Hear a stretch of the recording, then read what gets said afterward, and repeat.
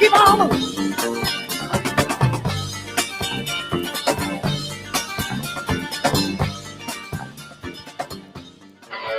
Here's John James on Legacy 1160 WSKW. Well, there you go. Concise to the point. Good morning. It's Legacy 1160 WSKW. There's something wrong with the countdown there. I don't know what it was. Are we streaming okay? I don't know if everything's good. I think it is. I think we're all good to go here.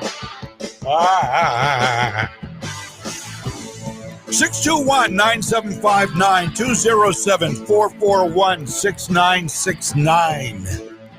Numbers to call.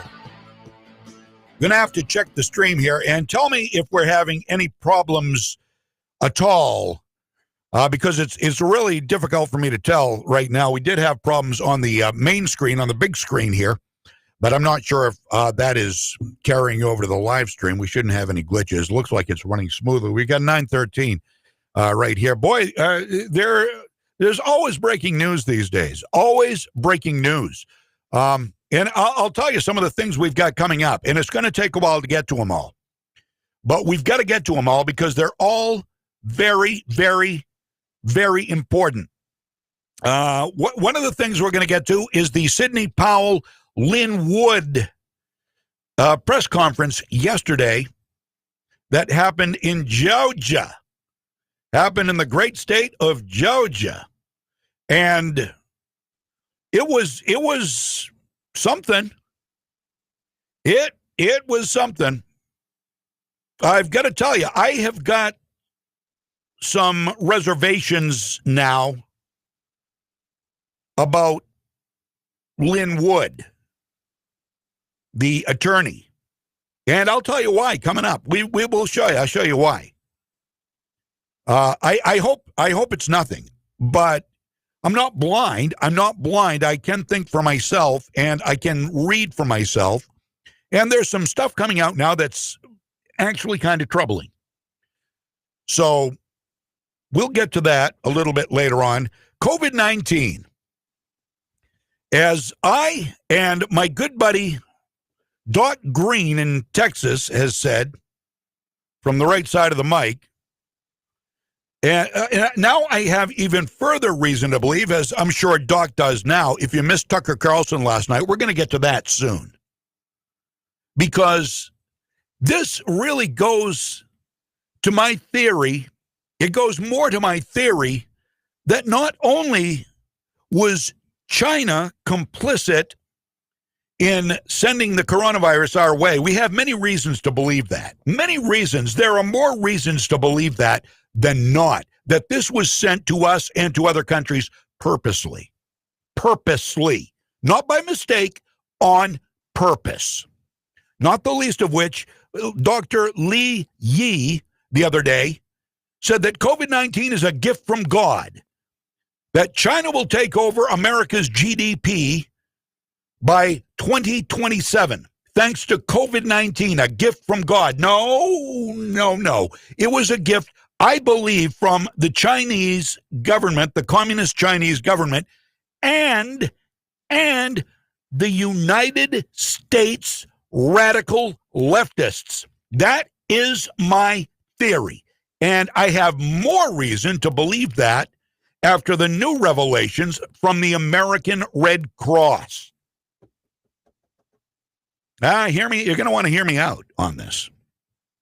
If you saw Tucker Carlson last night, you know where I'm going. We're going to have Tucker's piece coming up here shortly on Legacy 1160 WSKW.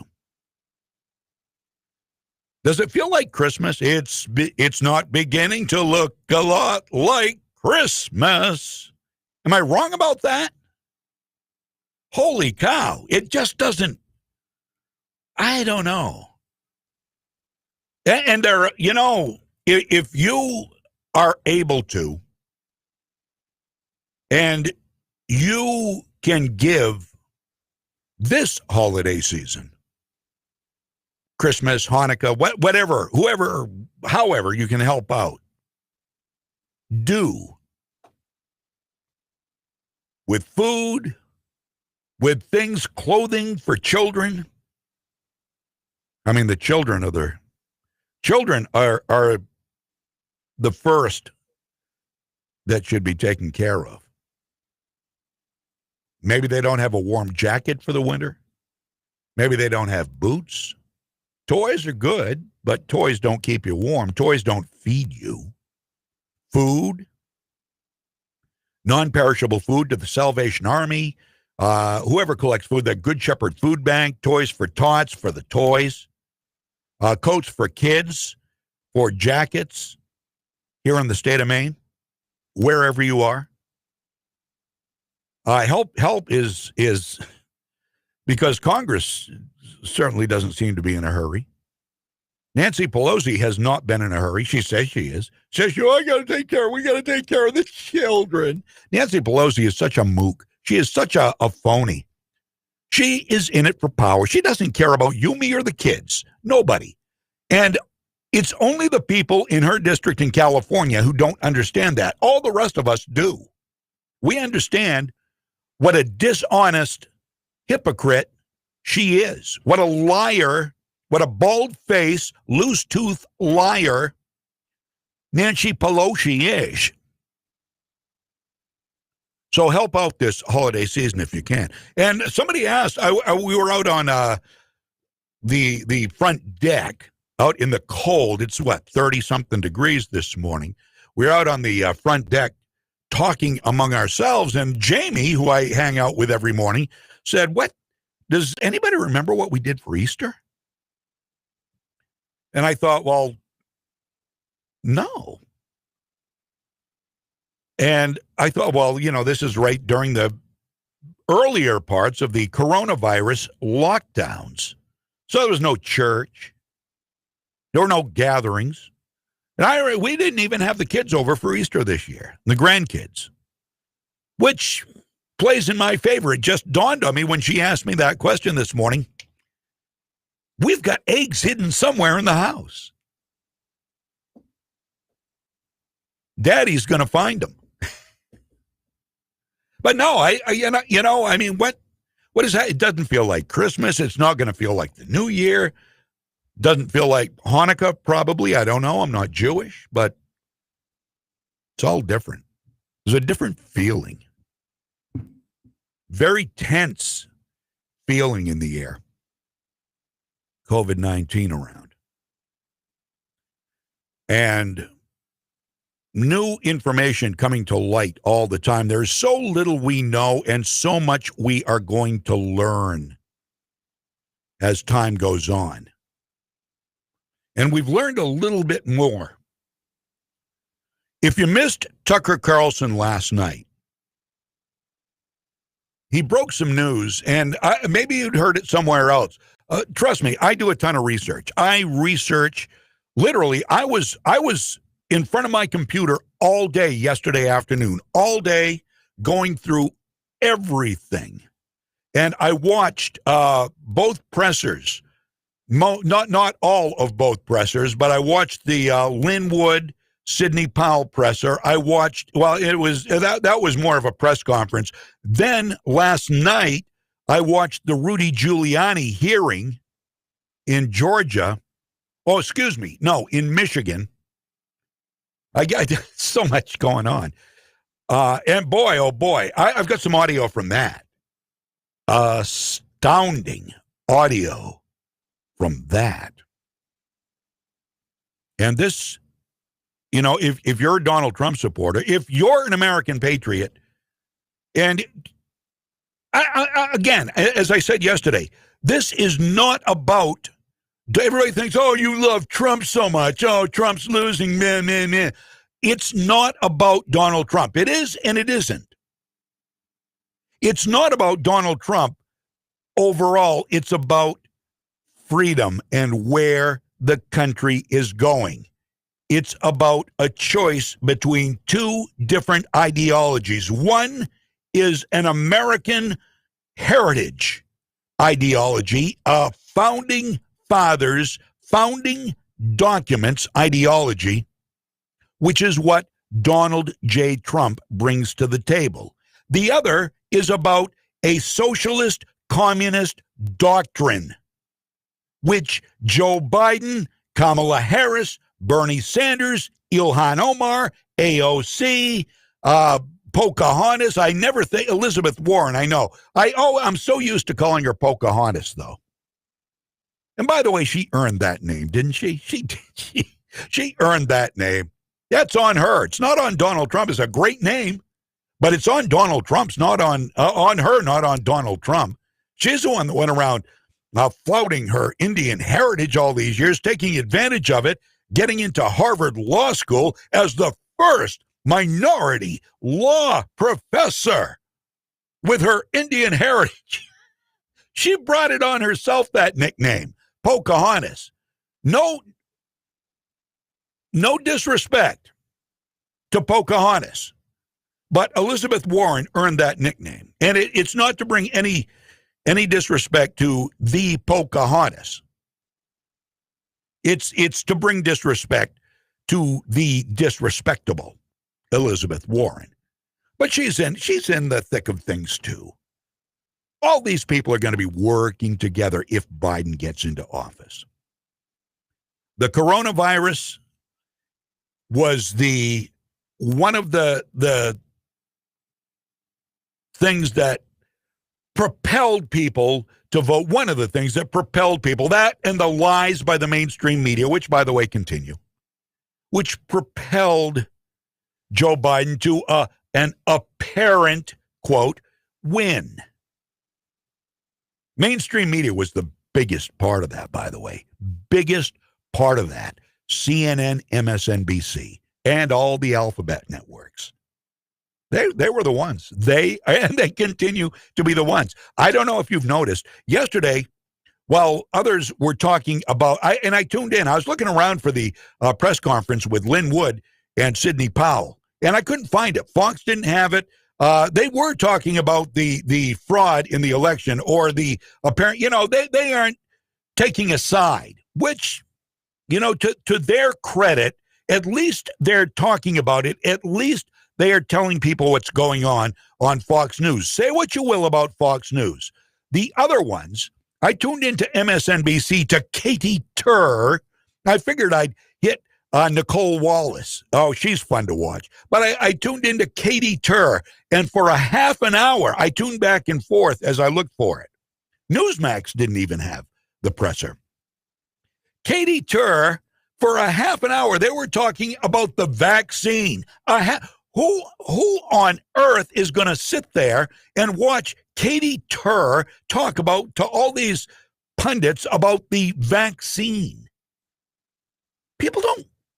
We care about it, but at the same time, we know it's coming. We know a lot of people aren't going to want to take it. We know it's been too fast. We know Bill Gates is too. In fact, Bill Gates this morning was on Today. He was on the Today Show talking to what's her name, the leftist pretty girl there, whose name always escapes me when I'm trying to think. It's Savannah Guthrie. Thank you, Savannah Guthrie.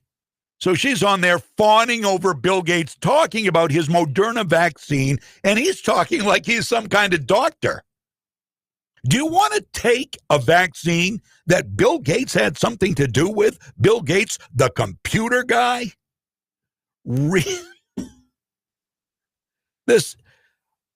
I question everything. You've got to question everything now.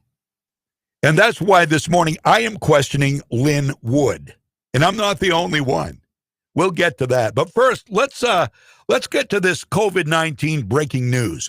Do I think the radical left progressives had something to do with coronavirus coming to America and killing Americans? Yes, I do.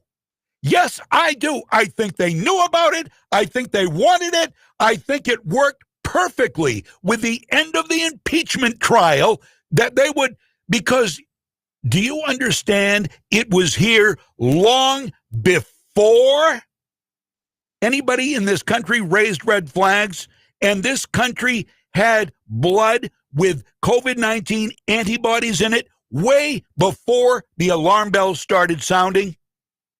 Did you know that? Well, listen to this. Tucker Carlson's Open last night. It literally blew me away on Fox News. Listen. News about a global fraud that began long before Election Day here and has since ruined millions of lives, killed hundreds of thousands, and by the way, without question, deeply affected the outcome of our presidential election here in the United States, the coronavirus pandemic. And it's not what we thought it was. We've been lied to. The latest evidence comes from samples collected during Red Cross blood drives last year and now analyzed by the Centers for Disease Control. Listen to this. In a study published on Monday, researchers tested 39 blood samples from the states of California, Washington, and Oregon. That blood was collected between December 13th and December 16th, 2019. At the time, no one in the United States had heard of COVID-19. The Chinese government didn't even acknowledge its existence until December 31st. And yet every one of those samples just tested has come back positive for the coronavirus antibodies. All of them. Keep in mind that antibodies don't develop for at least a week after exposure to the virus.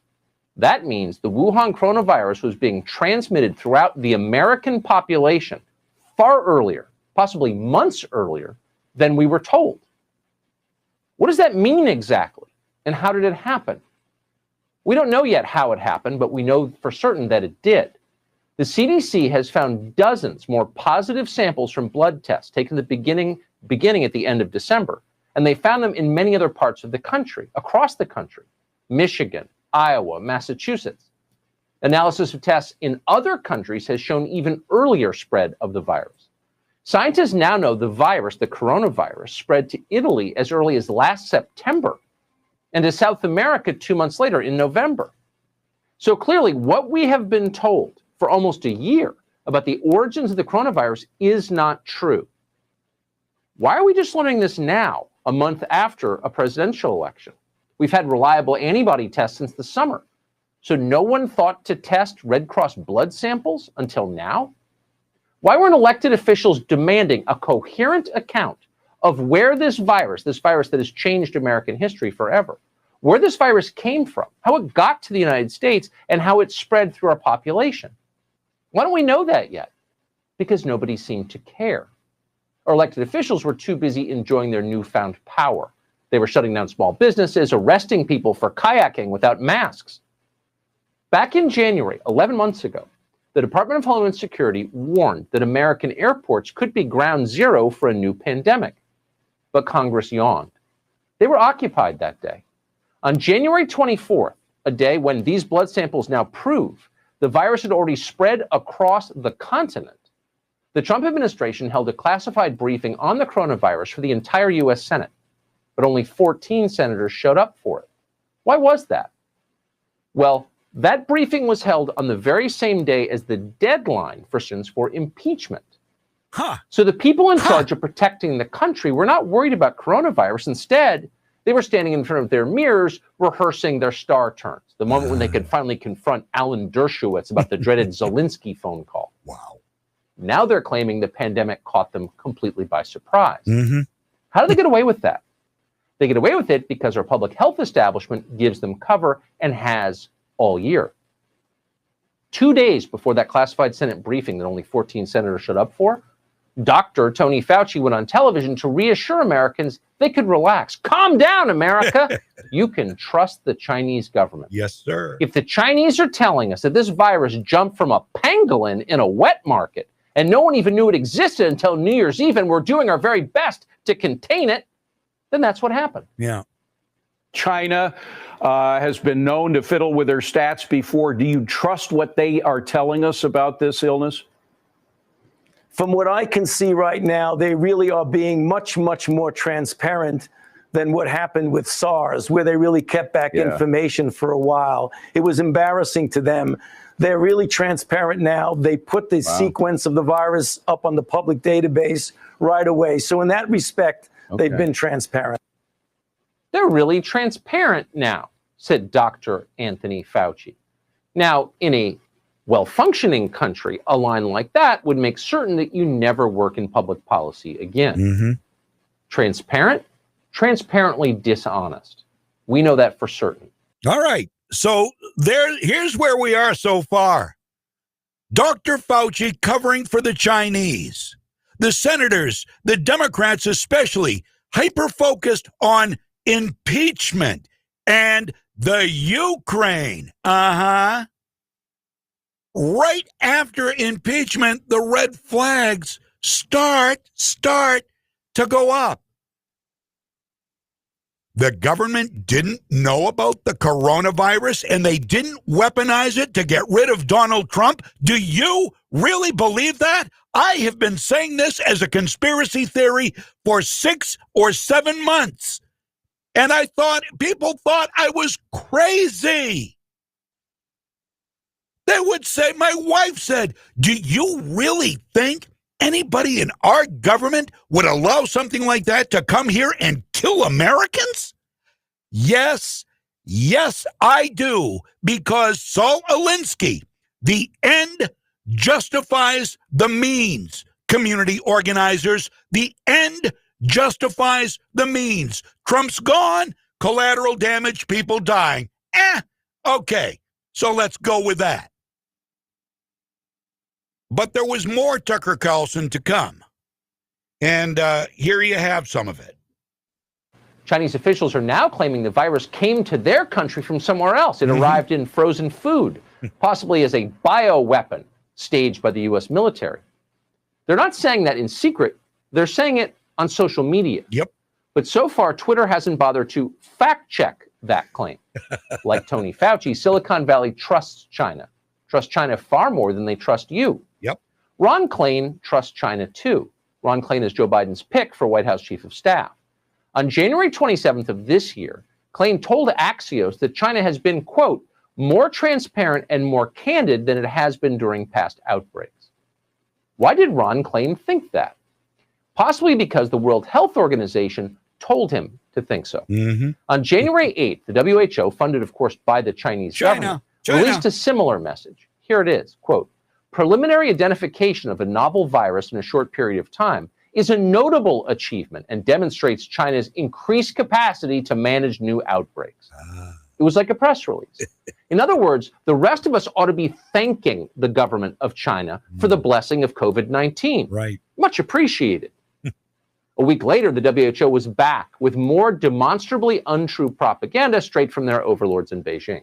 Quote, preliminary investigations conducted by the Chinese authorities have found no clear evidence of human-to-human transmission of the novel coronavirus. Right. That was yet another dangerous lie that without question cost American lives. But Twitter didn't fact-check that either. Nope. Instead, the American media, as a group, dutifully amplified the message. China did nothing wrong, they told us. Anyone who suggests otherwise, who suggests this thoroughly Chinese virus came from China, is by definition a racist. Whose fault is it that Americans are dying from the virus? It's America's fault. It's your fault. Stop asking questions. And by the way, they're still saying that. They're still saying that. They're still saying that. Trump's a racist for calling it the China virus. It's Donald Trump's fault. Of course, Joe Biden and Kamala Harris are going to say that. Of course they are. Because they love China. Joe loves China for the money they've given him and Hunter. It's all the evidence is on the laptop. The laptop that MSNBC, CNN, CBS, NBC, ABC, none of them questioned, none of them reported on, none of them even asked for the contents of the hard drive, which was made available to them. They didn't want to see it. They didn't want their chosen candidate to be hurt. This is our news media in America. Reject it. Reject it. It's not news. It is not news. They are not journalists.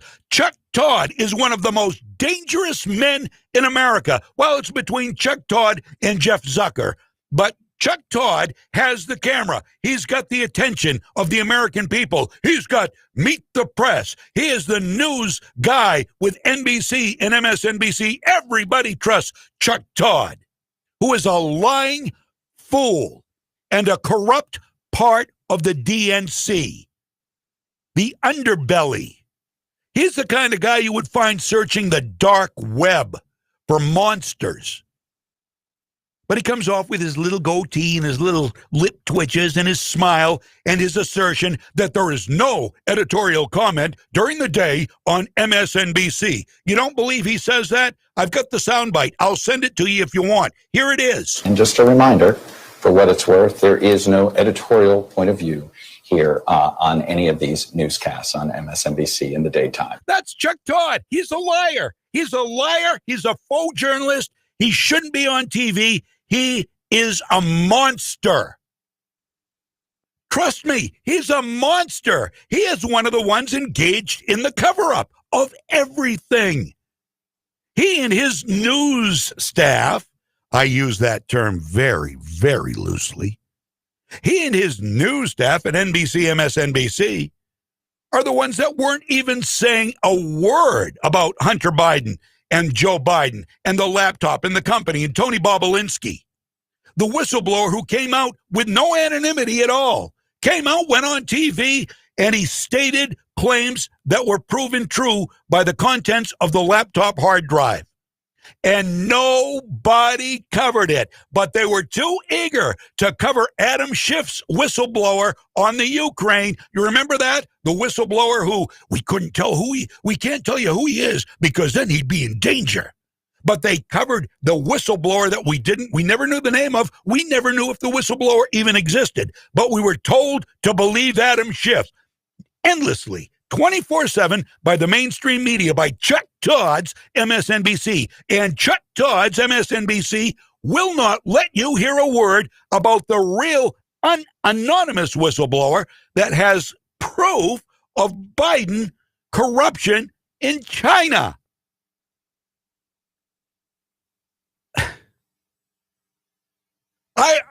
It's good. It's so nice to have truth on our side, isn't it?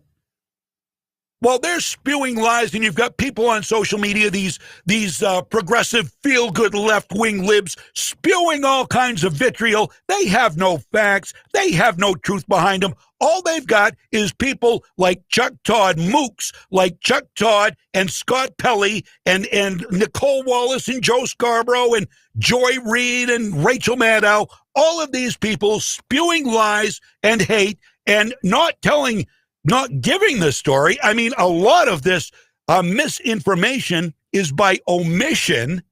A lot of it is out and out lies, don't get me wrong. But more of it is by omission. They will tell you certain things, and then they will skew the coverage of it to make it seem like it's all Trump's fault. And then they will omit things that they can't lie about, like the Joe Biden, Hunter Biden laptop. You can't lie about something you've got proof of. There's proof there. You really can't spin that, so they just choose not to cover it. So the people who watch only mainstream media, by definition, no offense, are ignorant. Let's finish up the Tucker Carlson piece on the coronavirus, which it becomes more and more clear every day that somehow the U.S. government, whether it includes any Republicans, any never-Trumpers, any Lincoln Project members like Kellyanne Conway's husband, George, we don't know. Who knows who it includes? But more and more, it becomes clear that somebody in the U.S. knew the coronavirus was going to come and upset this election, and they let it happen. Collateral damage, people dying, be damned. And the proof is in the pudding. Here's the rest of Tucker Carlson. So thorough was the news blackout on the origins of this virus, the Chinese origins, that you had to go to Australian television to find out what was actually happening. Check it. From the very beginning, throughout December, it was spreading, and we now know it was spreading human to human. But the official line of the Chinese government was that this was all related to an animal market, and once they closed the market, it would all go away. Did they know differently at that time? Absolutely. Because they were seeing cases coming into the hospitals that had nothing whatsoever to do with that animal market. It had nothing whatsoever to do with that animal market. Bingo. Viewers of Australian television knew that. Viewers of American television had no idea. Nope. American TV channels were still doing little packages on the pangolin. What's a pangolin? It had nothing to do with the pangolin or bats or the wet market. You'll remember a few weeks ago, we interviewed a Chinese virologist, Dr. Li Menyan, on this show. Now, she fled her country with a message for us. Mm-hmm. This virus, she said, came from a government lab in China. She said she knew that. In her own country, she would have been punished, possibly killed, for saying so. So she came here to the land of the free. What did she find? She found her words censored by American tech companies working in tandem with the tyrant she fled. Once again, you had to go to 60 Minutes Australia to learn what was happening to people like Dr. Li Menyan. Yep. As China now tries to rewrite history and claim it was transparent all along, a final nail in the coffin of their lie. Just 2 weeks ago, the head of emergency at Wuhan Central Hospital, Dr. Ai Fen, also went public, saying authorities had stopped her and her colleagues from warning the world. She has now disappeared, whereabouts unknown. Internal documents now prove that Chinese officials knew they were facing a coronavirus pandemic, something they'd never seen before, but they hid that information from the world and they arrested those who tried to report it. More critically, millions of people continue to travel through the city of Wuhan in central China, the epicenter of the pandemic. Then more than 1 million Chinese citizens flew.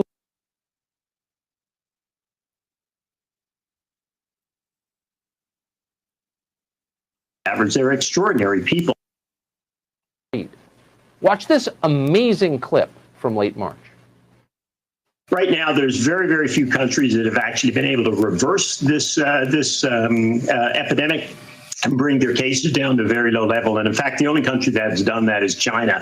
It was the passion, the diligence, the sense of responsibility, the seriousness of the average Chinese. And I want to use that term very carefully because they weren't average. They were extraordinary people, but they were driven by a sense of collective responsibility. That's right, ladies and gentlemen. Yeah. The passion and diligence and sense of responsibility and seriousness of the Chinese. They're extraordinary people. It's in the blood. They're driven. And we want to quote this verbatim because it's important for the rest of us to learn from our mistakes. The Chinese are driven by, quote, a sense of collective responsibility. Contrast that with us, fat, lazy, Trump-voting Americans, so selfish and short-sighted that we demand to go to church on Sundays or go out to dinner with our families once in a while. And then, deservedly, we get sick and die. Not Xi Jinping and the obedient communist nation he leads. They've found a better way. That's the message from our media. It's the message from our health establishment. It's the message from our elected officials. And it has been for almost a year. But it's not the whole story. We know that now. We're still not even close to knowing what really happened. We should find out. We should find out. We should find out. Isn't it interesting? The more we learn, now that the election is over, the more this all points to real conspiracy. It's not a theory. It's less and less looking like a theory. And it's looking more and more like truth. Again, the timeline is telling. You have to look at the timeline before you can get to the deduction that the left has been and was and has been involved since the origins. Here's the timeline. Donald Trump investigated before the election, the Obama administration, Obamagate. The dossier paid for by Clinton and the DNC. The threat of impeachment as soon as Donald Trump got into office. The Stormy Daniels investigation, hoping to bring Trump down, didn't work. The Russia collusion investigation, Adam Schiff, hoping to bring Trump down, didn't work. The Ukraine investigation, quid pro quo, hoping to bring Trump down. Schiff, Nadler, Schumer, Pelosi, and the rest of them. Didn't work. Didn't bring Trump down. The impeachment trial didn't bring Trump down. The impeachment trial ends as the coronavirus begins. Didn't bring Trump down. The race wars didn't bring Trump down. The news media and their failure to report the truth in their last-ditch effort, the voter fraud, which has occurred, we don't know how much, this could be the final nail in the coffin. And this may work. But it won't be fair. It hasn't been fair. None of this has been fair. None of it. None of it. While they call Donald Trump a Nazi tyrant, they have no clue what the meaning of the word, and either they don't know what the meaning of the words are, they don't know history, or they think you're too stupid to question it. We're not too stupid. We know what Hitler did. We know what Hitler did in Germany. We understand what he did to the Jewish people. We understand his hand in World War II's beginnings and ending. We understand all this. We get this. We know. Donald Trump is nothing like Hitler. Well, the kid's in cages. So, by the way, Obama built the cages. Nobody wants you to know that. The mainstream media, again, by omission, they lied by omission. Obama built the cages. The kids weren't drinking out of toilets, as Alexandria Ocasio-Cortez would have you believe, because she's a stupid individual and a liar and a socialist and a communist and a power-hungry fool who got reelected by her moron electorate. And would you rather have these kids who were brought over maybe by coyotes, who are people who traffic kids just to get into the country? They bring kids in just to get into the country a lot of times, or to sex traffic them. What would you rather have happen to these kids? At least if they are detained, we know where they are. We know they're safe. And then we look for their parents. Do we know it's their parents who brought them in here? People rent their kids for money so they can buy whatever, drugs or food or, I don't know. So you'd rather just, go ahead, take the kids. No, the kids have been kept safe. Not the most beautiful of accommodations, not a Trump hotel, but it's better than being sex trafficked or killed, right?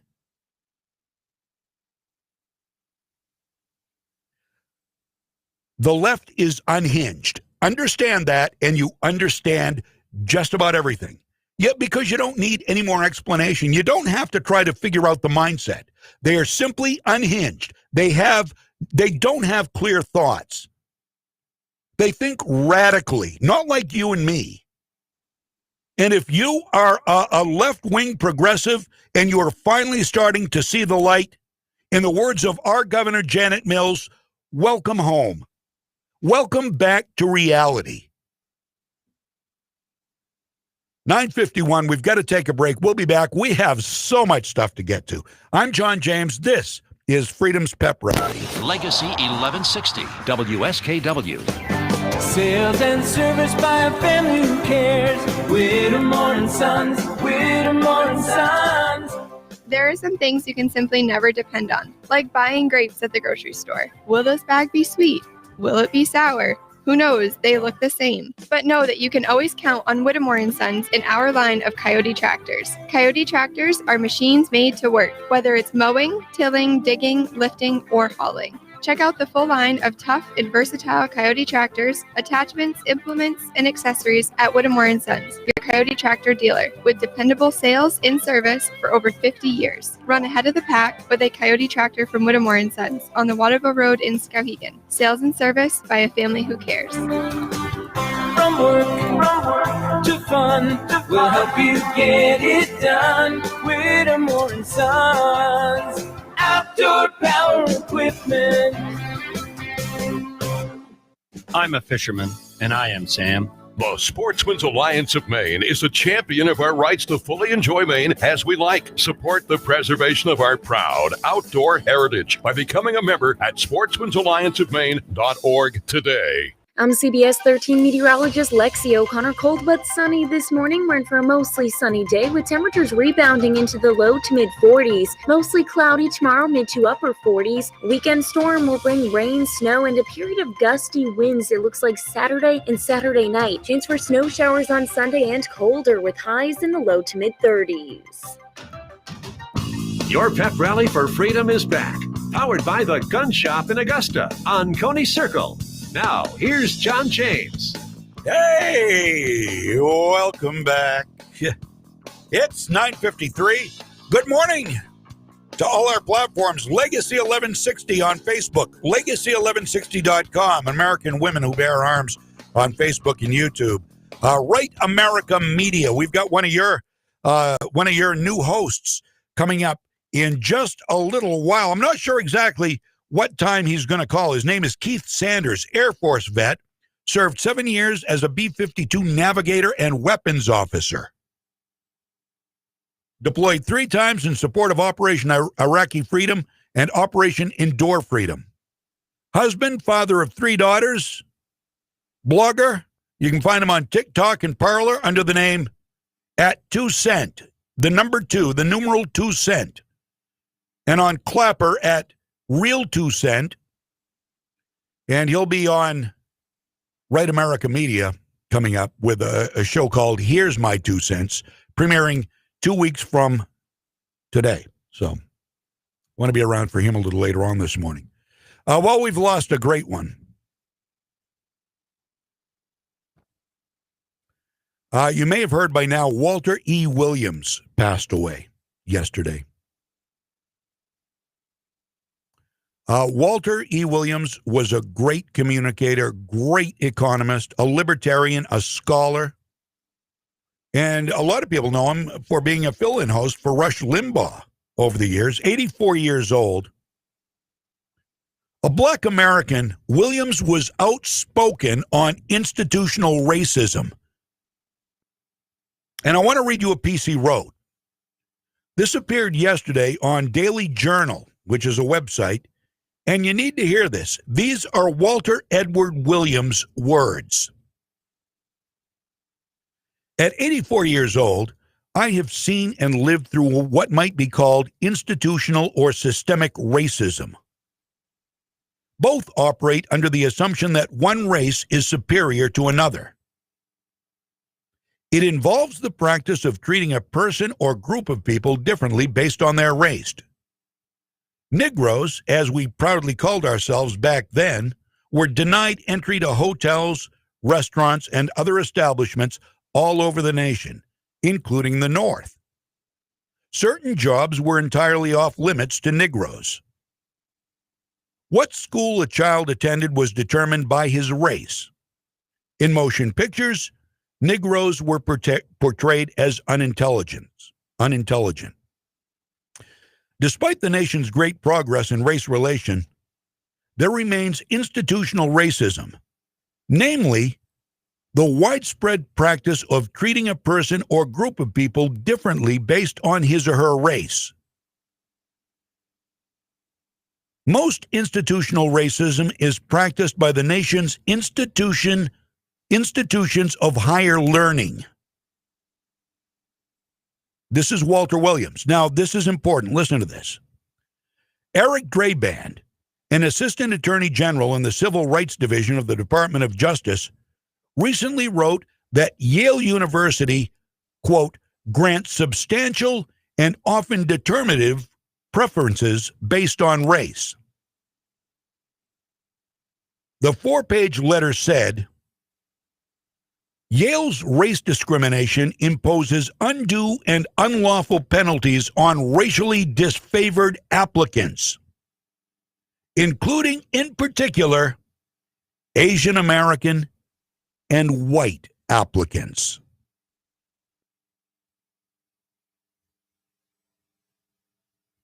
So, did Walter Williams, a great scholar, see the writing on the wall when it comes to a tyrannical takeover of America? Okay, listen, you tell me. He was on, I think it was Mark Levin's first, a couple of years ago. Life, Liberty, and Levin. Mark Levin. He was on with Mark Levin. And Levin made a brilliant observation and looked to Williams for his thoughts. Here's what Levin said. I love this. He said that liberty has seeds of its own demise. Think about that. Liberty has the seeds of its own demise. So Levin then asked Walter Williams, do you think people can use liberty to destroy liberty? Oh, that's absolutely right. That is, they can use liberty to destroy liberty. They can use if you look at totalitarians around the world, they always start out, they are for free speech. That is because they need free speech to get their foot in the door. But after their foot is in the door, they want to eliminate free speech. And you see this all over the country. You'll see this all over the world. And we're beginning to see it in the United States. That is, in Berkeley, that was the seed of the free speech movement. But now at Berkeley, they don't want any free speech whatsoever. So again, I think that we have to be very, very concerned because we're losing our liberty. And if you ask the question, which way are we moving? Tiny steps at a time.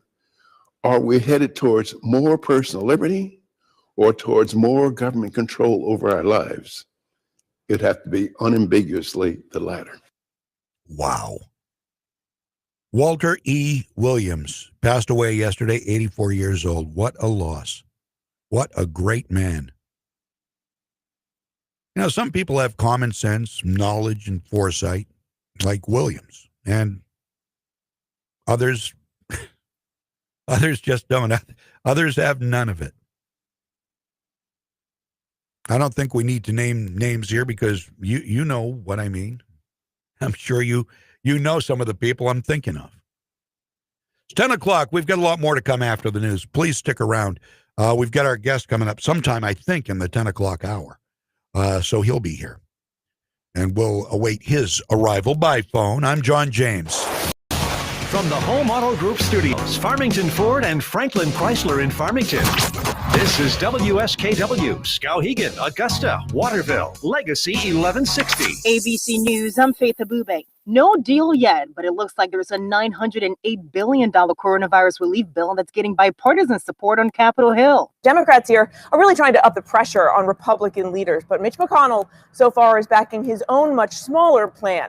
And President Trump, well, he hasn't said a word yet about this new compromise. Now, lawmakers are giving themselves one more week to try and sort this out. So the bottom line here is that the clock is really ticking. And with millions of Americans really suffering, a deal still isn't in sight just yet. ABC's Mary Bruce in Washington. The Labor Department reporting another 712,000 people filed for unemployment last week.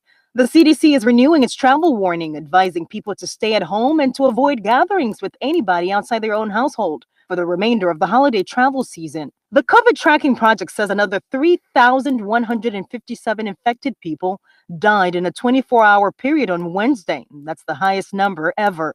This is ABC News. Great Britain may have been the first Western country to approve a coronavirus vaccine, but the warning there, the fight is far from over. As Prime Minister Boris Johnson sees it, the vaccine rollout doesn't mean the struggle is over. Much more work, he says, remains. But he's heaped praise on the scientists. They've used the virus itself to perform a kind of biological jujitsu to turn the virus on itself in the form of a of a vaccine. The UK is expecting 800,000 doses over the next few days. Millions more are promised. Tom Rivers, ABC News, London. And if you want a natural Christmas tree this year, you may want to get it soon. The supply a bit more limited than normal, thanks to a couple of factors. Warmer growing conditions lately haven't helped. And the 2008 recession is also to blame. After the downturn, growers planted fewer trees to save money. And since it can take a decade for trees to reach Christmas height, the shortage is hitting now. Faith Abube, ABC News. I struggled with symptoms like frequent gas and stomach pain for years. I was bloated all the time with daily diarrhea. At first, I thought it was what I was eating. I kept thinking it was stomach issues. So I did my research and talked to my doctor, and we finally uncovered the truth. It was actually EPI. Exocrine pancreatic insufficiency, or EPI, is a condition where your pancreas is unable to help break down your food. It can lead to symptoms like diarrhea, gas, bloating, stomach pain, unexplained weight loss, and oily stools. And EPI symptoms can be confused with those of other common digestive conditions, like irritable bowel syndrome, Crohn's, and celiac disease. So getting to the right diagnosis meant being more open with my doctor about the severity of my symptoms and how often they were happening. But there's good news. EPI is manageable, so don't wait any longer. Use the symptom checker at identifyepi.com and schedule a visit or call with your doctor to ask, could I have EPI? Brought to you by AbbVie.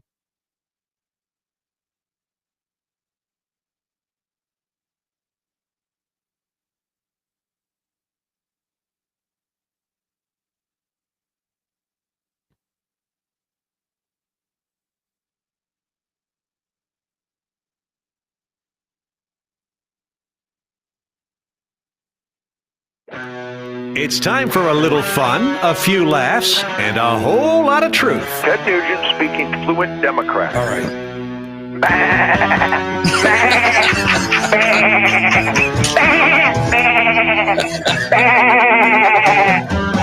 Basically translated, that means I will do whatever you say, or if you shove lies up my ass, I will parrot them mindlessly for you. The John James Show is on Legacy 1160, WSKW.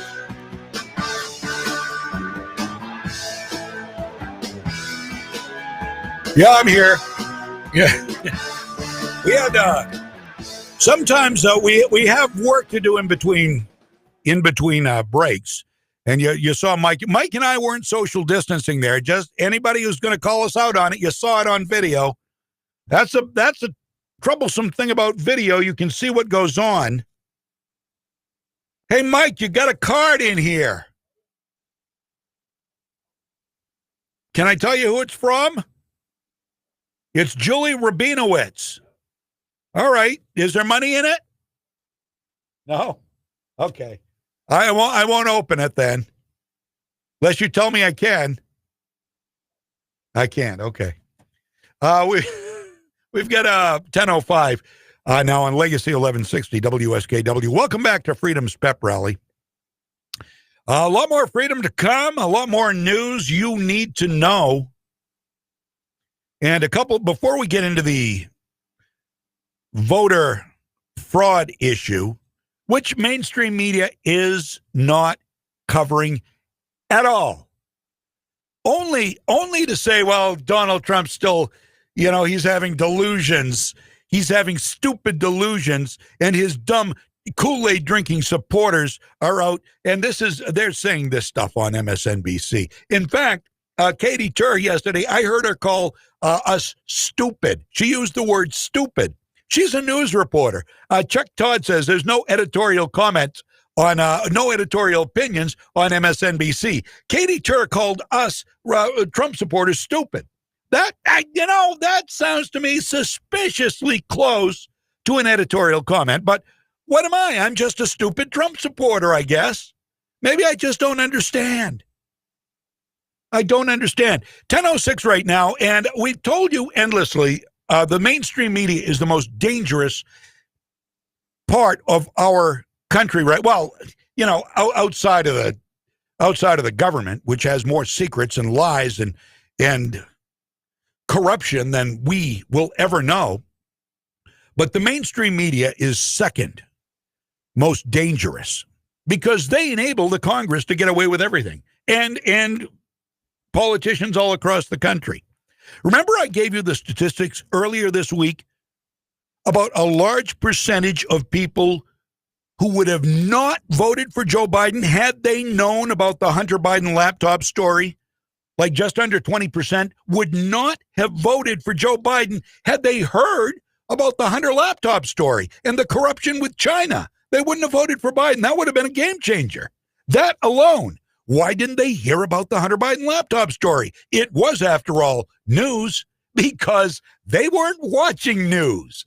They were watching, Scott Pelley or Nora O'Donnell, whatever her name is, David Muir, Joe Scott. They were watching what they thought was news because they call themselves news. They aren't news. They just call themselves that. It's deception. We call that deception here in America. That's a big word for some people, deception, but they are deceiving. So they didn't report on the Hunter laptop story, so nobody heard about it. So more people voted for Biden, causing that alone could have caused Donald Trump to lose the election. That alone could have. I still don't believe he lost the election, by the way, because I believe there are too many smart Americans out there who voted for Donald Trump. Now, they didn't hear about the Hunter Biden laptop story because of networks like CNN, who didn't mention it at all. This is a huge. This should have been top story. This should have been above the fold. It was in the New York Post. The media, any media that mentioned the New York Post article, because you had to mention it, that Rudy Giuliani had the hard drive, gave it to the New York Post. They reported on it, damning evidence on Hunter Biden and Joe Biden, who was the big guy. But the only mention of it was to call them conspiracy theorists, fools, and other names, because that's what they do. They name call. They name call and they make people feel all they do is give their viewers ammunition to take to social media to excoriate anybody who supports Donald Trump. That's what they do. They give fodder to their Kool-Aid drinking lemmings who follow them. So proof is in for One Network's cover-up. Proof. The Veritas Project and James O'Keefe have recordings, and I knew they would get better, and they have.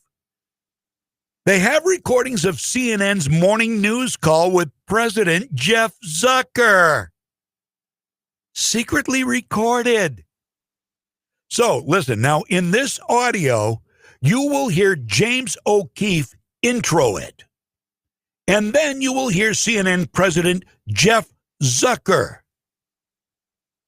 And then David Chalian, the CNN political director, as they make plans to spike, a.k.a. Deep Six, the Hunter Biden laptop story. Listen to this. The Hunter Biden story was an explosive blow against Joe Biden leading up to the presidential election. But listen on this 9 a.m. editorial conference call at CNN, how President Jeff Zucker chooses to not cover this important story. I think on the Breitbart, New York Post, Fox News rabbit hole of Hunter Biden, which I don't think anybody outside of that world understood last night, the Wall Street Journal reported that their review of all corporate records showed no role for Joe Biden on the Chinese deal. And yes, I do put more credibility in the Wall Street Journal than I do in the New York Post.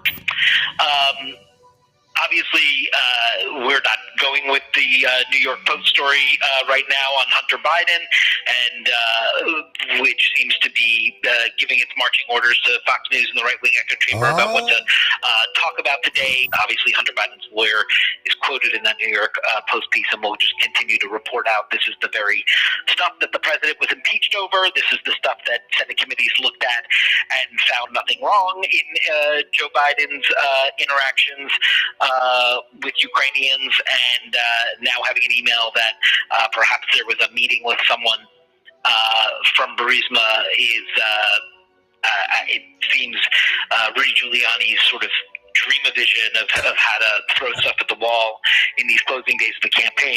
Throw stuff at the wall? How about the last 4 years, CNN, of relentless reporting on the Ukraine, on Russia, throwing stuff at the wall? So everything CNN claims to be, they aren't. Objective? Nope.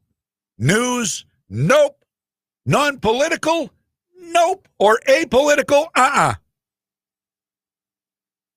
Here they are after covering everything that Donald Trump was merely accused of with no proof 24/7 and no publicly known whistleblower in any of it. We had Tony Bobulinski. We had the hard drive. We had Hunter and the big guy, who was Joe Biden. We had the meeting with the Chinese Communist government. We had over $1 billion shared with Hunter and Joe. CNN called it a rabbit hole. There you go. There's the news leftists that you admire so much. There it is, right out in the open. Oh, I would love to hear the NBC news calls. I hope those are next. Lou Dobbs had some harsh words on Fox Business this week for Attorney General Bill Barr. And we're going to get into a lot of this stuff now about the election fraud. You're going to want to be around for this. Now, Bill Barr said, as you recall the other day, that the DOJ has found no evidence that there was widespread fraud that would have turned the election. Lou Dobbs of Fox Business had a thing or two to say about that. Attorney General William Barr, who has been absent for weeks and weeks, telling the Associated Press that the U.S. attorneys and FBI agents who have followed up on complaints of specific voter fraud across the country have produced nothing. To date, we have not seen fraud on a scale, he said, that could have affected a different outcome in the election. For the Attorney General of the United States to make that statement, he is either a liar or a fool or both. He may be perhaps compromised. He may be simply unprincipled, or he may be personally distraught or ill. But in no way can he honestly stand up before the American people and say that the FBI has, with any integrity or intensity, investigated voter fraud in this country and then say it did not amount to anything. They haven't. I was thinking, I said that the other day. They haven't even really investigated it. How can he say that? It's like he turns on CNN for a few minutes. Bill Barr turns on CNN for a few minutes, sees there's nothing there. So then he tells the Associated Press, well, we've seen nothing. We watched CNN. There's nothing. We've seen nothing. They haven't investigated it. They allegedly are looking into things now. You know, you think you know. How many times have we gone all in for somebody thinking, yeah, they're on our side. They are on the side of freedom, and suddenly they're not there anymore. Suddenly they seem to have, if not switched sides, at least mellowed a little bit on their passion for somebody or for an ideology.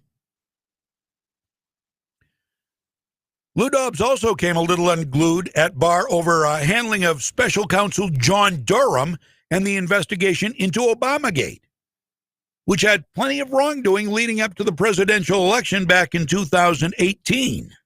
More news from Attorney General Barr today. He He appointed U.S. Attorney John Durham to the position of special counsel in order that he would continue his investigation into the origins of Obamagate. But apparently he did this earlier. He's just now announcing it. And furthermore, he's suggesting that he has narrowed the Durham investigation down to Crossfire Hurricane only. The Durham investigation can now proceed no matter who is in the White House. It didn't matter before, did it? The appointment took place on October 19th, but was only announced in a letter today to top Republicans and Democrats, of course, on the House and Senate Judiciary Committees. Durham's investigation started some 568 days ago. It appears it is not over, but I will wager this. It will amount to nothing, because any Department of Justice, any special prosecutor or counsel now who could go this long without unearthing anything of importance to the American people to be presented at least in a report, if not an indictment, is an act of craven insincerity. That's as nicely as I can put it. Lou Dobbs isn't happy. Good for him. Good for him. The president watched, well, he watched. I don't know. You never know. What the president may still watch Fox News. He was on with Maria Bartiromo the other day, so he probably still does, although he does throw them under the bus quite a bit, too, as well they should be. After a bunch of stuff during the election, but the very first thing of note was Fox News having the audacity to call Arizona right after the polls closed. Like 2% of the vote counted. They called Arizona for Biden. Hello, Fox. Houston, we have a problem. Or Phoenix. Pick your city. 1019. Michael Flynn is all in for the president. And he knows what's going on. Michael Flynn. Now, Sidney Powell was a big part of Michael Flynn being where he is today, which is free. He's now been pardoned, full pardon by the president. Sidney Powell was his attorney. Michael Flynn, former National Security Advisor, General, called on President Trump. Listen to this. Listen to this. Maybe you've heard of it. Maybe not. He called on President Trump to temporarily suspend the U.S. Constitution, declare martial law, and order the military to oversee a national revote for the 2020 presidential election.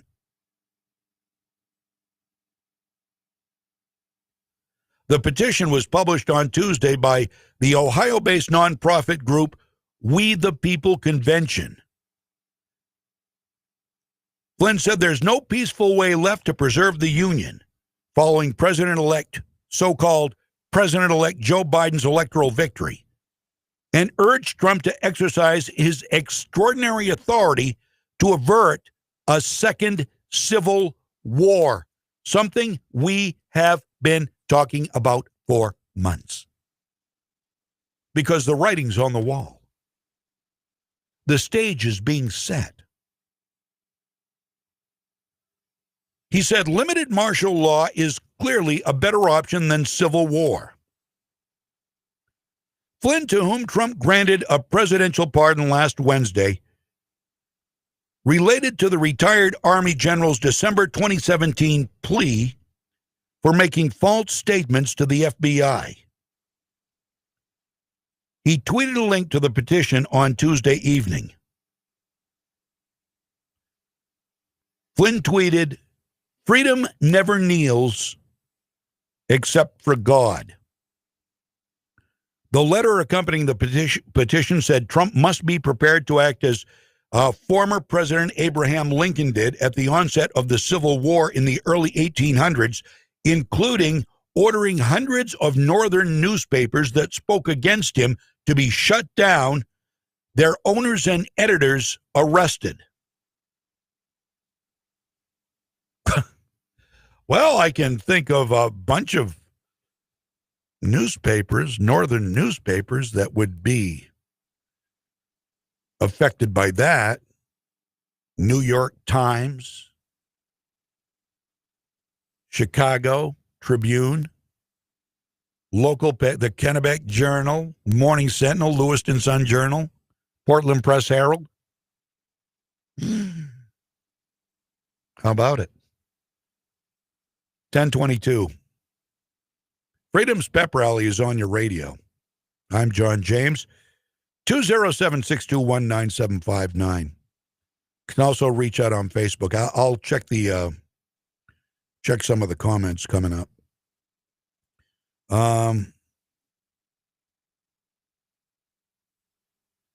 Yeah, people saying they voted for Trump. Obama, Clinton, Bush said they will get the vaccine and will show on video they did to show it's safe.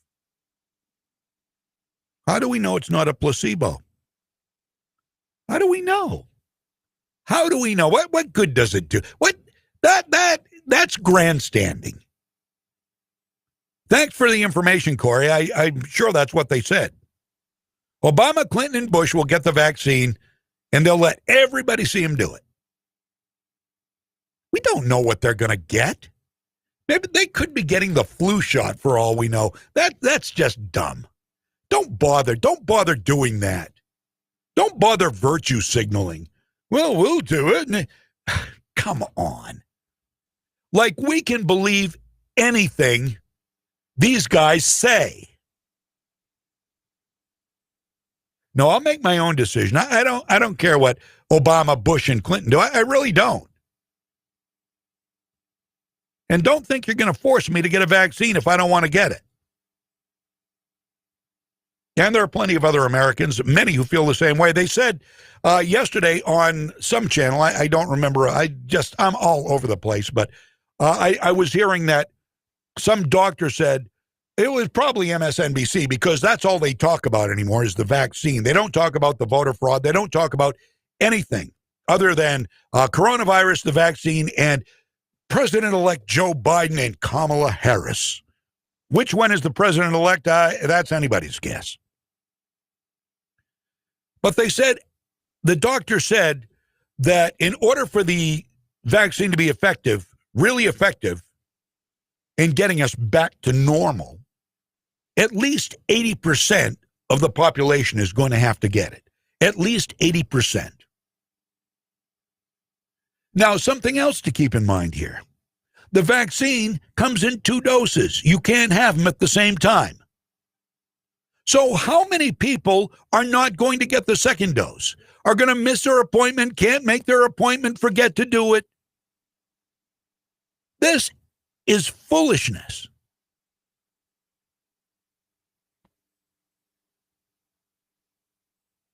But Clinton, Obama, and Bush are going to get it publicly so we can all see. Oh, goody. It's 10:25 right now on Legacy 1160 WSKW. Coming up at some point. Now, again, I don't know what time. Keith Sanders, Air Force vet, is going to be on with us. A new Right America media personality. Well, we are on that page, too, by the way. If you're there, welcome, and thank you very much for being here. Thank you to Juan for allowing us to be there. Legacy 1160 Facebook page. American Women Who Bear Arms, my Facebook page. John without an H, Jon James. Got a picture of 2 of my precious little grandsons there on my profile picture. So let's go to the no, I think maybe at 10:30. I think Keith may be calling in at 10:30. I want to save this Sidney Powell, Lynn Wood presser until I have time to do it all. Because you talk about sending you through an emotional roller coaster. I guess I expected more than what I got. It wasn't bad. It was very upbeat. But I was really disappointed. More disappointed when I got up this morning and read what Breitbart had to say. And you'll hear it all right here on this show, if you just bear with me. 1027. Stacey Abrams, the failed gubernatorial candidate who thinks she's all that, she blames racism for her loss, by the way. She lost because of voter suppression in Georgia. She was the lesser of two evils. Brian Kemp is the governor there. Brian Kemp, who has been useless in helping Trump get recounts done and audits done in Georgia. But listen to this. Georgia's Secretary of State, Brad Raffensperger, who is another useless individual, has launched investigations into several groups, including one founded by former Georgia failed gubernatorial candidate Stacey Abrams, for seeking to aggressively register ineligible out-of-state or deceased voters before the runoff on January 5th. Stacey Abrams. Oh, isn't that great? Raffensperger's office yesterday said the investigations are into groups including America Votes, Vote Forward, and the New Georgia Project, which was founded by Abrams, previously chaired by Democratic Senate candidate Raphael Warnock. He's a piece of work. He's one of the guys who's running for the Senate seat. I forget if he's running against Loeffler or Perdue.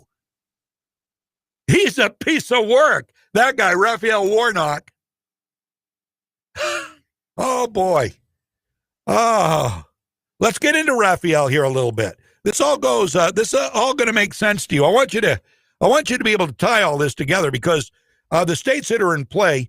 And okay, we'll get to that. I think we've got Keith coming in on the phone now. I knew it was going to be 10:30. I didn't hear back from Juan, but our schedule's usually been 10:30. So you hang right in there for just a second, Keith, and we'll be right with you. Assuming it's Keith, they think it's Keith. So I will find out here momentarily. Let me just get set up. Let me tell you a little bit about the guest we have on. He is one of the newest personalities on Right America Media. Hopefully will be a guest here frequently. He's very well spoken. I watched a piece he did on, I think it was TikTok the other day. Keith Sanders is an Air Force veteran, served 7 years as a B-52 navigator and weapons officer, deployed 3 times in support of Operation Iraqi Freedom and Operation Endure Freedom. He's a husband. He's a father to 3 beautiful daughters. A blogger. You can find him on TikTok and Parler under the name @2cent and on Clapper @Real2cent. Newest contributor to Right America Media with a show called Here's My 2 Cents, premiering 2 weeks from tonight. That was a very nice build-up. Hopefully we've got him here. Keith Sanders, is it you, my friend? This is me, sir. I am here. Thank you for your service, and I'm glad after that. It makes things seem like we have a plan when things go as planned. You know what I'm saying? It definitely looks good. Let me jump in real quick, though. We have actually got our premiere tonight. Oh, it's tonight? December 3rd, 7:30 p.m., rightamericamedia.com. Here's my 2 cents with the Keith 2 Cent Sanders. Tonight is the night. Okay, well, that's what I thought originally when I talked with Juan, our guy. No worries. And I think he sent me your bio. I think at the time the bio was written, it was going to be 2 weeks. So it said in 2 weeks on the bio that I put down this morning. No worries. So, Juan will buy me some lunch and we'll call it even. But tonight's the night, December 3rd, 7:30 p.m. on rightamericamedia.com. 7:30 tonight. It's Here's My 2 Cents. Now, is it going to be half-hour show? That's correct. What is your 2 cents, Keith? So 2 cents tonight, we're going to go ahead and give you a sneak peek. Tonight's 2 cents is going to be on fact checking. And the quick version of that is if you hear anyone advocating for fact checking, you're actually hearing someone endorsing censorship. So we'll be delving into that a little bit deeper. I have a great guest who's another fellow blogger. He has some very strong opinions. His name is Alexander Augustine. He's very well spoken himself. We are going to have a great conversation tonight, and we're really looking forward to getting this debuted at 7:30 tonight. Alexander Augustine on... That is correct. He has a very interesting online handle, Wurzel Root. He's a good guy. We've already had a chance to talk a little bit. I'm really looking forward to the conversation tonight, and I think folks are really going to like what we have to say. Terrific. You want to check it out tonight on rightamericamedia.com and, of course, also on the Right America Media Facebook page. It'll also be on American Women Who Bear Arms, which is my Facebook page. And Juan also streams the Right America Media programming to there as well. So be sure to check it out. Now, I think I know where you stand politically, my friend, Keith. Yeah. What are you thinking about now? What state are you from? So I'm originally from Vermont. I originally out of New York City, but we moved up to Vermont, up to the sticks. When I was in the Air Force, moved around a little bit, moved since then, but we have found a home in Central Florida. We love it down here. We think Ron DeSantis is doing a great job running this country. I'm sorry, not running the country yet. I think in years to come. Right. But running our state well, he's giving us the opportunity to run our localities the way that we see fit. Because obviously in my small county, we're not being affected as Miami-Dade or as some of the other larger counties that we have. So he's had a great approach, and I think people here in Florida are still living a free life. God bless Ron DeSantis. I agree. And Kristi Noem in South Dakota, same thing. I mean, I'm starting to be a fan of hers as well. Yeah, she's terrific. So what do you think about this election recounting?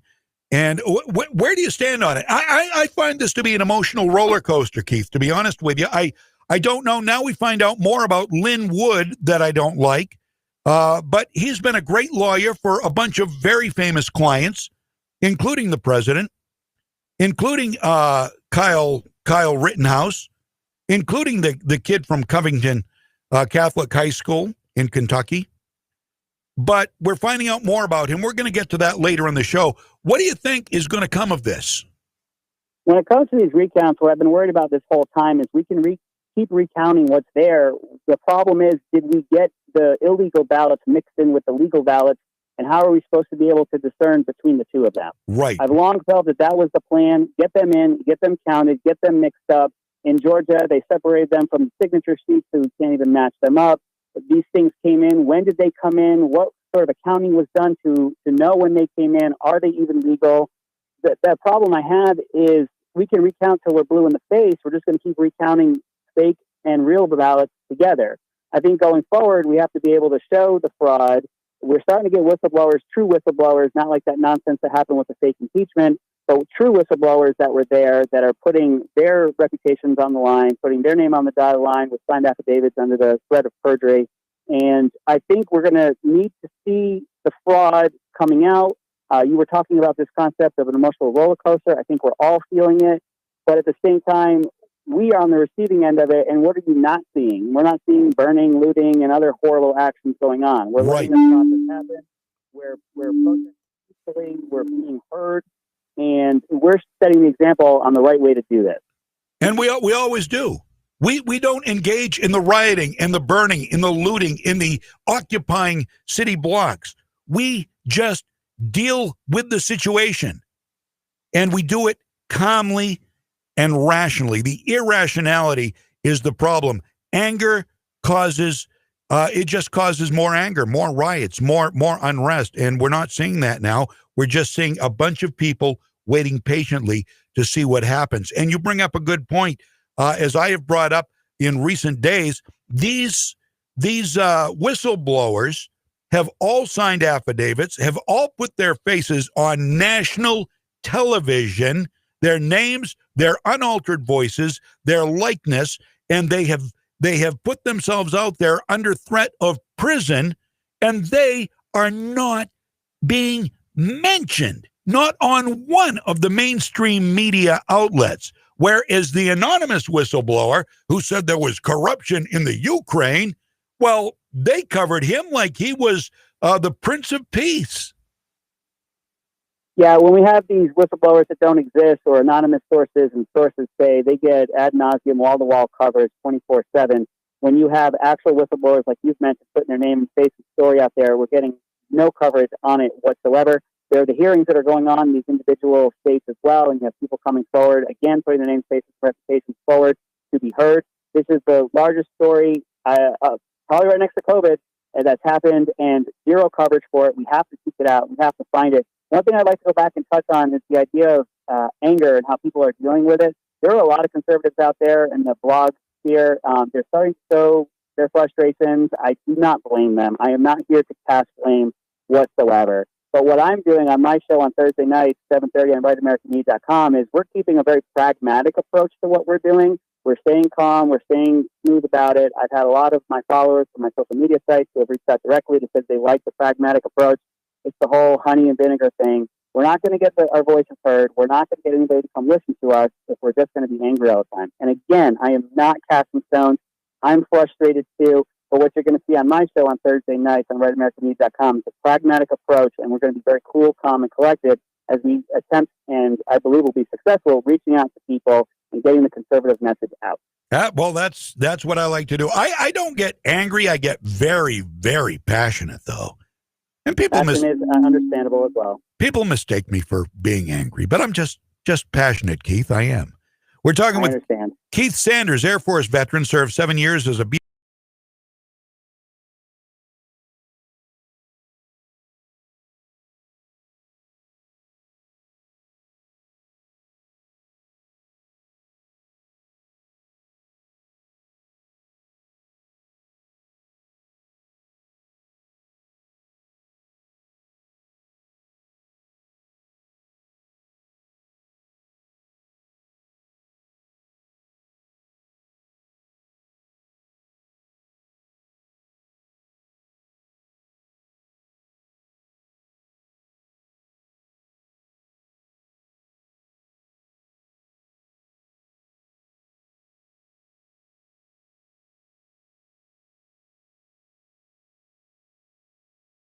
What I did do, we all did, and anyone who put up their right hand, whether you deployed or not, you all said, I'm going to put up my right hand so somebody else doesn't have to.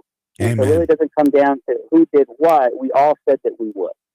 That very first step of placing your hand on the Bible and swearing your allegiance to America and to the defense of her, that's your very first act of bravery. And that is, without a doubt, an act of bravery. That takes guts to do that. And God bless you for it. And thank you for it, Keith. I do appreciate that, sir. Thank you.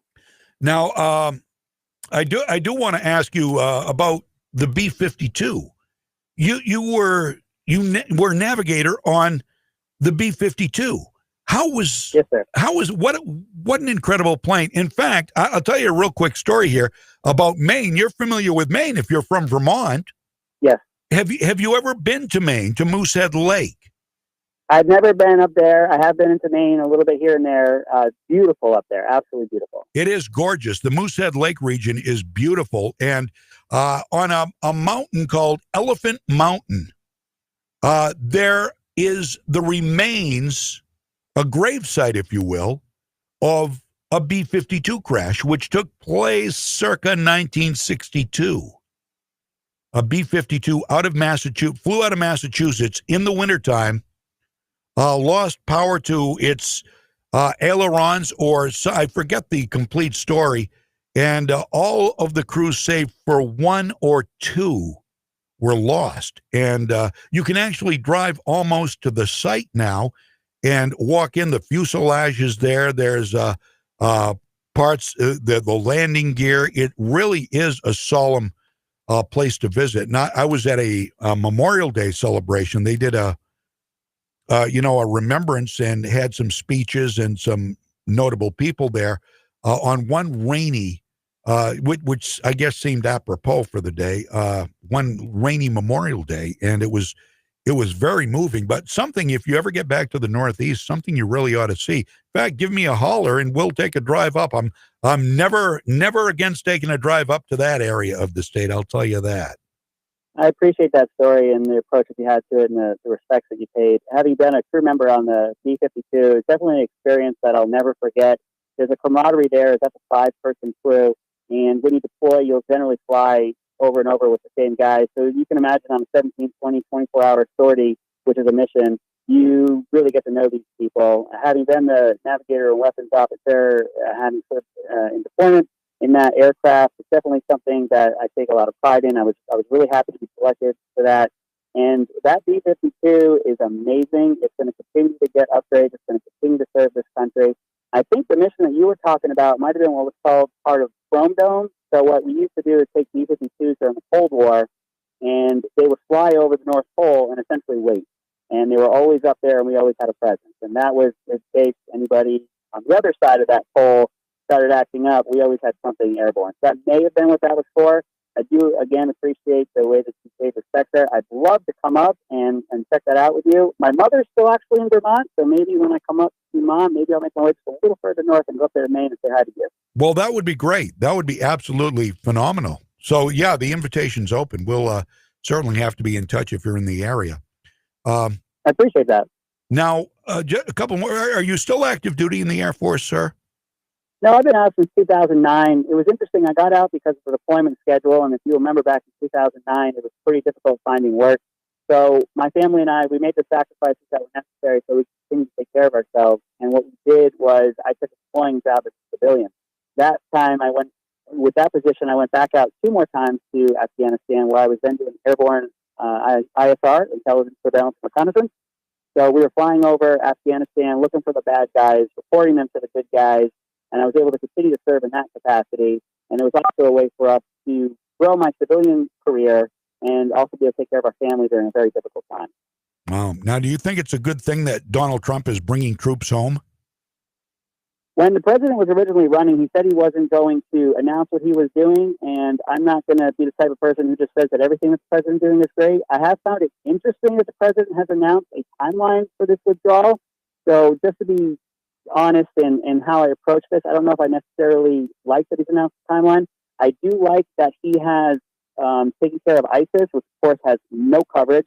I do like that peace talks have been happening in Afghanistan, which of course gets no coverage. I do like that we're not continuing to poke our nose into what everyone else is doing. He hasn't started any wars. Of course, he's a great dictator. And with all this power of being the most powerful person on the planet, he has been signing peace accords. So obviously, this tyrant that we have, this dictator, needs to be removed. Jokes aside, I like the way that he has handled the Middle East. I like that he does want to bring us home. And I do like that he has not put us into anything else. Amen. One final question here, Keith Sanders. What do you think the outcome? Obviously, a personal question because nobody really knows.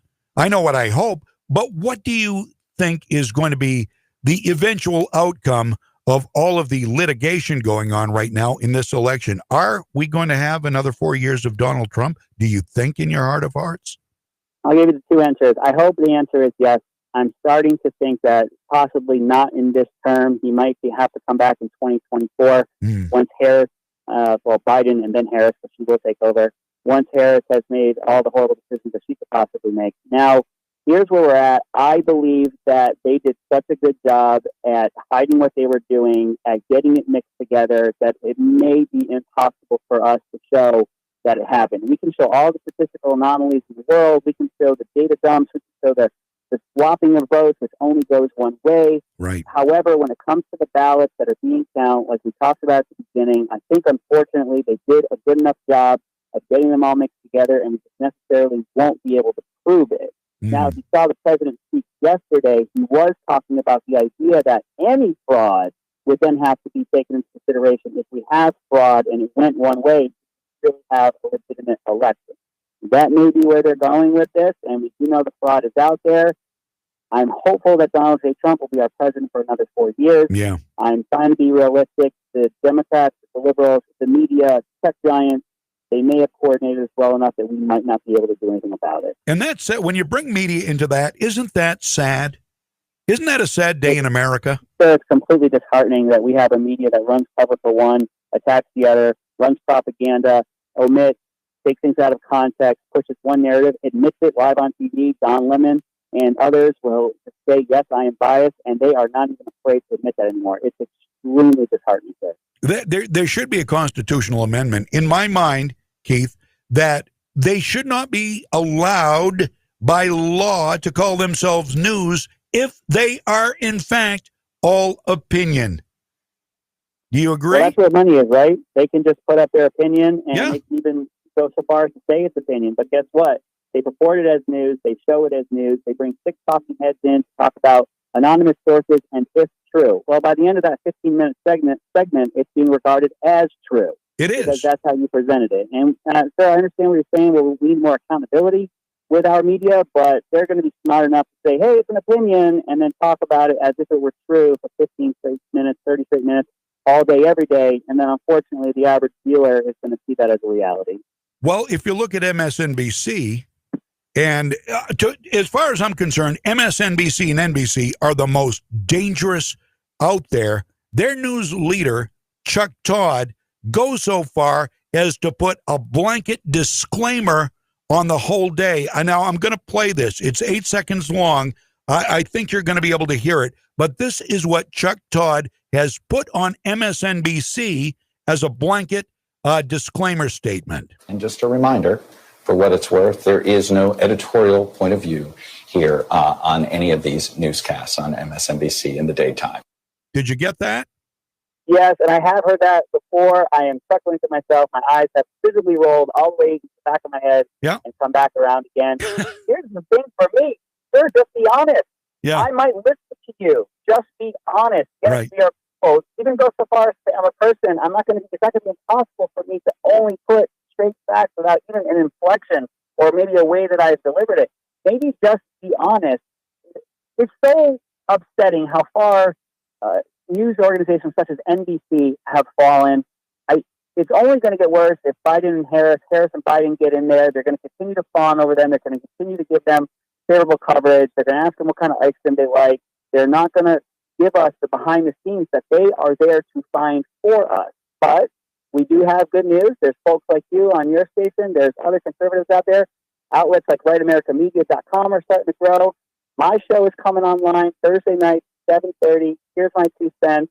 I've really appreciated speaking with you. I really hope that I can come back and talk with you again. Well, I hope we can have you back often. And I don't forget that invitation to go to Elephant Mountain.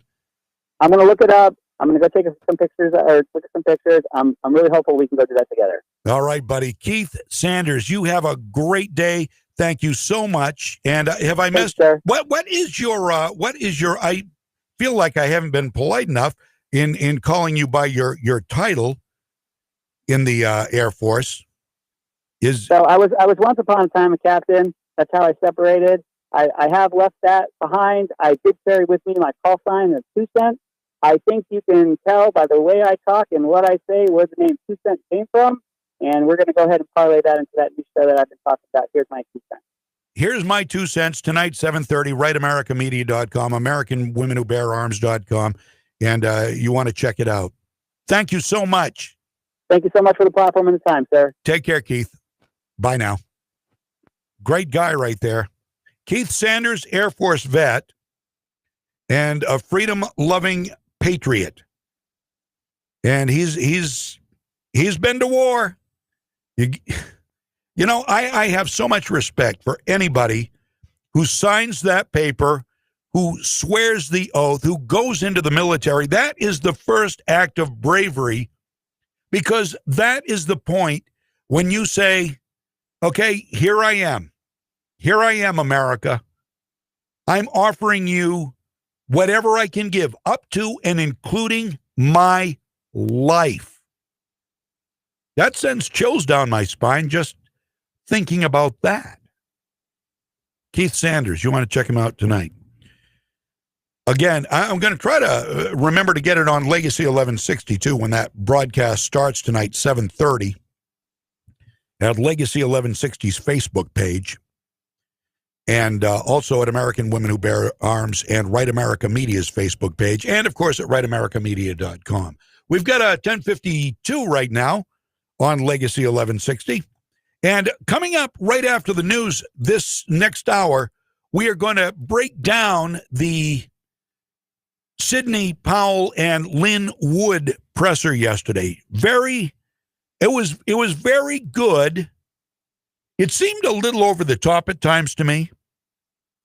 But then what I found out toward the end and early this morning really sort of took the wind out of my sails. A little bit. Maybe you can help me get the wind back in my sails. Maybe you can talk me off the proverbial ledge. I guess we'll just have to wait and see. Plus, we're also going to have, coming up next hour, some great testimony from Michigan. You've got to hear this. At the testimony last night in Michigan with Rudy Giuliani, amazing stuff from a couple of amazing women. So stick around for that. I think we've got time to hear this piece. I want you to hear this from Bill O'Reilly. Bill O'Reilly, you remember Bill O'Reilly, the O'Reilly factor, the obscene phone call messages and so forth? Well, Bill O'Reilly, regardless of his personal life, nothing illegal there, by the way, a little sketchy maybe. Bill O'Reilly has got a thing called the New Spin Zone, or rather the No Spin Zone. That's what he used to call his show, the No Spin Zone. The O'Reilly Factor had the No Spin Zone. And this is on The First TV. So he does this thing online. And he makes a great case with simple circumstantial evidence on this election, of which there is a bounty of. Circumstantial evidence. And sometimes that's not enough to make the case, to win the case, but it's nonetheless interesting. So I'm going to play this piece from Bill O'Reilly. It's a few minutes long, but he lays out some very compelling circumstantial evidence in his No Spin Zone. And let me get to the right page here. And, okay, here we go. Here is Bill O'Reilly. This is about 5 minutes long. So what are the odds that the President Trump has a 700,000 vote lead in Pennsylvania by midnight on election night, and then he loses by 60,000? What are the odds of that happening? I still don't know. All right, I have information, but I don't know that. I'd like to know that, wouldn't you? What the odds are there? That's called analytics. Now, if you can build a strong analytic case that this vote was off the chart crazy, that goes a long way to convincing we the people that there was fraud. Let's start with the facts. Here's what we know here at the No Spin News. So Joe Biden received a record number of votes, all right, 15 million more than Barack Obama received in 2012. 15 million more. That's a colossal jump, is it not? The black vote. Barack Obama got 93% of the black vote in 2012. All right, 13% of the total of the entire vote was African American. All right, Joe Biden got 87%, 6% less than Barack Obama. All right. No incumbent president has ever lost an election in a century and a half. It's modern times. All right. Gaining more votes in the second run. No president has ever lost when he gained more votes. Donald Trump gained 11 million more votes than he did in 2016. So in modern times, he's the only president to lose, gaining more votes than he did the first time around. 11 million, that's substantially more. 74 million votes. Joe Biden is the first president in 60 years since John F. Kennedy to lose Ohio and Florida and still win the presidency. Now, that's an anomaly, okay, but it's interesting, and it goes into the analytic category. The Wall Street Journal, and that is one of the few corporate media that I believe is honest. The Journal independently analyzed 19 counties throughout the USA that had been right on their voting records over the past 40 years. So, for the past 40 years, 19 counties in this country had picked correctly. 19. 18 of them went for Trump. Only Clallam County in Washington State did not. Again, that's not evidence that overturns, but it's certainly curious. All right, so Donald Trump won 81% of the counties. 81%. Joe Biden underperformed Hillary Clinton in every major metro county around the country, except for Milwaukee, Detroit, Atlanta, and Philadelphia, the counties that are suspect. Again, Joe Biden underperformed. Hillary Clinton did worse than she did in losing to Donald Trump, except for Milwaukee, Detroit, Atlanta, and Philadelphia. That's pretty, wow. Is that a coincidence or what? Okay. Donald Trump earned the highest share of minority votes for Republicans since JFK, since 1960, Richard Nixon. Okay. So Trump outperformed all over the place. All over the place. Biden won only 17% of the counties, as I said, okay, where he won 524 counties, Joe Biden. Barack Obama won 873 counties. And Donald Trump won 2,534 counties. 5 times as many as Joe Biden. Now, the reason that Biden won was California. California, massive Biden vote. And Detroit, that's Michigan. Milwaukee, that's Wisconsin. Philadelphia, that's Pennsylvania. And Atlanta, that's Georgia.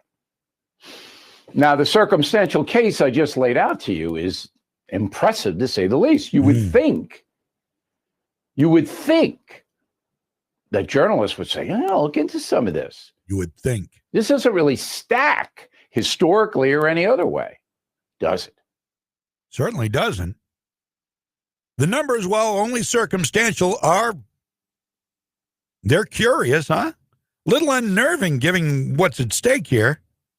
Downright sobering, given the lengths the left has gone to bring down the U.S. president because they don't like him, because he's not one of them, because he wants the people to have the power over their own lives. He wants us to control our own destinies. That's their biggest rub, you know. Do you understand that? That's the biggest problem the left has. The insiders, especially on the progressive side, want to control the serfs. Back after the news. Oh, do we have some enlightening stuff for you. Linwood Sidney Powell. It was good, but man, am I disappointed after all that went on, all that I've heard. And we're going to hear some great testimony from Michigan. Coming up. Legacy 1160, WSKW. Hi, my name is Tony Esposito from Rockland Ford. This year has been crazy, and this month, so are our deals. Ford has finally started making cars again, so our lot is full and the incentives are high. This month only, you can buy a brand new redesigned Ford Escape for as low as $22,415 or $359 a month with no money down. I repeat, you can buy a brand new Ford Escape at Rockland Ford for as low as $359 a month with no money down. And if a truck is what you need, we got you covered. Rockland Ford just made a special purchase of 35 low-mileage program F-150s, as low as $23,995 or only $359 a month with no money down. This month only, buy a brand new Escape or program F-150 for $359 a month with no money down. Call us while supplies last at Rockland Ford, home of the rock bottom deal, Route 1 in Thomaston. Payments are for qualified credit for 84 months at 4.5% APR. Sales and service by a family who cares. Whittemore and Sons, Whittemore and Sons. There are some things you can simply never depend on, like buying grapes at the grocery store. Will this bag be sweet? Will it be sour? Who knows? They look the same. But know that you can always count on Whittemore & Sons in our line of Coyote tractors. Coyote tractors are machines made to work, whether it's mowing, tilling, digging, lifting, or hauling. Check out the full line of tough and versatile Coyote tractors, attachments, implements, and accessories at Whittemore & Sons, your Coyote tractor dealer, with dependable sales and service for over 50 years. Run ahead of the pack with a Coyote tractor from Whittemore & Sons on the Waterville Road in Skowhegan. Sales and service by a family who cares. From work to fun, we'll help you get it done. Whittemore & Sons, outdoor power equipment. Delta Ambulance is the area's leading provider of high-quality emergency services and medical transportation in central Maine. You can always rely on Delta for safe transportation for routine or critical care transfers to and from any healthcare facility or home, regardless of distance. Since 1972, Delta Ambulance has been standing by, ready to help when you need it most. Learn more about the difference Delta makes at deltaambulance.org. Compassion, leadership, excellence. That's Delta Ambulance. Hi, I'm CJ McKenna, Assistant Dean Enrollment at Kennebec Valley Community College. Have you been thinking about attending KVCC and need a little nudge? In my position at the college, I have the opportunity to help students begin, continue, or complete a degree. These students are just like you, many balancing multiple responsibilities in addition to their classes. Whether you want to enroll full-time, part-time, or have a conversation about your options, I am here to help. Call me at 453-KVCC, and we can work together to accomplish your educational goals. Electrical repair should never be done without the knowledge of how to do it safely. Better yet, skip that stress and let Kennebec Electric and Lighting take care of it for you. Kennebec Electric has offered professional electric and lighting service and expert installation in homes and businesses for over 37 years, and they stand behind that experience with a guarantee on all their work. Kennebec Electric and Lighting. Contact them for all your electric and lighting servicing, including installations and repairs at 861-7028 or online at KennebecElectric.com. I'm a fisherman, and I am Sam. The Sportsman's Alliance of Maine is a champion of our rights to fully enjoy Maine as we like. Support the preservation of our proud outdoor heritage by becoming a member at sportsmansallianceofmaine.org today. From the Home Auto Group Studios, Farmington Ford and Franklin Chrysler in Farmington. This is WSKW, Skowhegan, Augusta, Waterville, Legacy 1160. ABC News, I'm Jim Ryan. 712,000 new claims for unemployment benefits were filed in the last week. It's the first time in 2 weeks the number has gone down. Tomorrow, the Labor Department releases its monthly report. You heard it over Thanksgiving, and again, the CDC is out with some strict rules concerning travel for Christmas and New Year's. The CDC is now renewing its travel warning, advising people to stay home and not travel at all. Avoid gatherings with anybody outside your own household, and that's for the remainder of the holiday season. It's ABC's Whit Johnson. At hospitals nationwide, beds are filling up. Dr. Ryan Ribiera is with the UC Davis Medical Center in California. Cases are rising, hospitalizations are rising, and now we are seeing deaths rising. So I fear we're coming into what could be the deadliest phase of the virus so far. UPS and FedEx are facing a holiday shipping crunch. UPS is placing limits on some large retailers like Macy's and The Gap. This is ABC News. There are new warnings today from IBM about a sophisticated cyber attack on the supply chain for the coronavirus vaccine. The new report says the level of expertise suggests a country rather than a hacking group is behind it. No bail for the founder of the last pro-democracy newspaper in Hong Kong. ABC's Britt Clennett is there. Hong Kong media tycoon Jimmy Lai was denied bail on Thursday for allegedly breaking terms of a lease housing his Apple Daily, a pro-democracy tabloid, as a crackdown on Beijing critics in Hong Kong intensifies.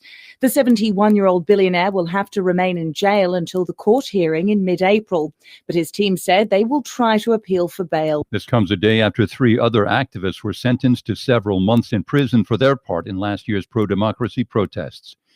And the monolith mystery is spreading. After that large metal block was spotted in the Utah desert, another one was spotted in Romania. Now a third has popped up along the California coast.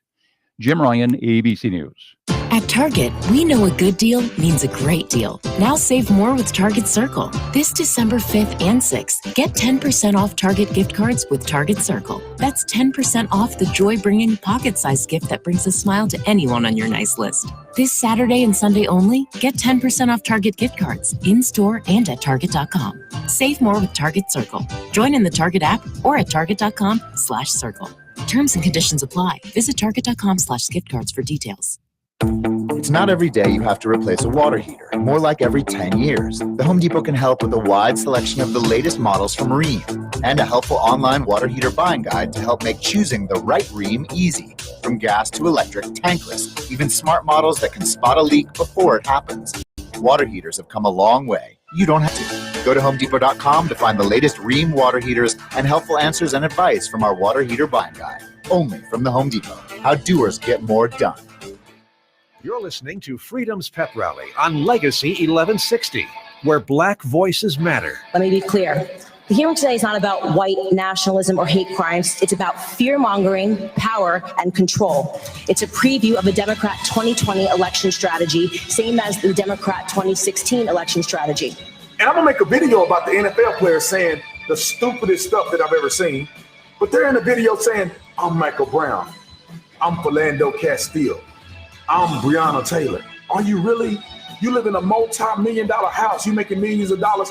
You're making people's whole salary in one football game. Are you really like Breonna Taylor? Black Lives Matter, and the Democratic leadership wants you to think it's 1960. Here's your Pep Rally host, John James.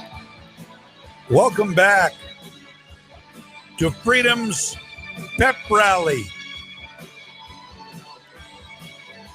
Black voices do matter. And we lost a great one. Walter E. Williams passed away. What a great communicator. What a great American. A lot of people knew him as fill-in host for Rush Limbaugh over like a 20-year period. Rush had and has, of course, with his cancer diagnosis, he's out quite a bit now for treatments.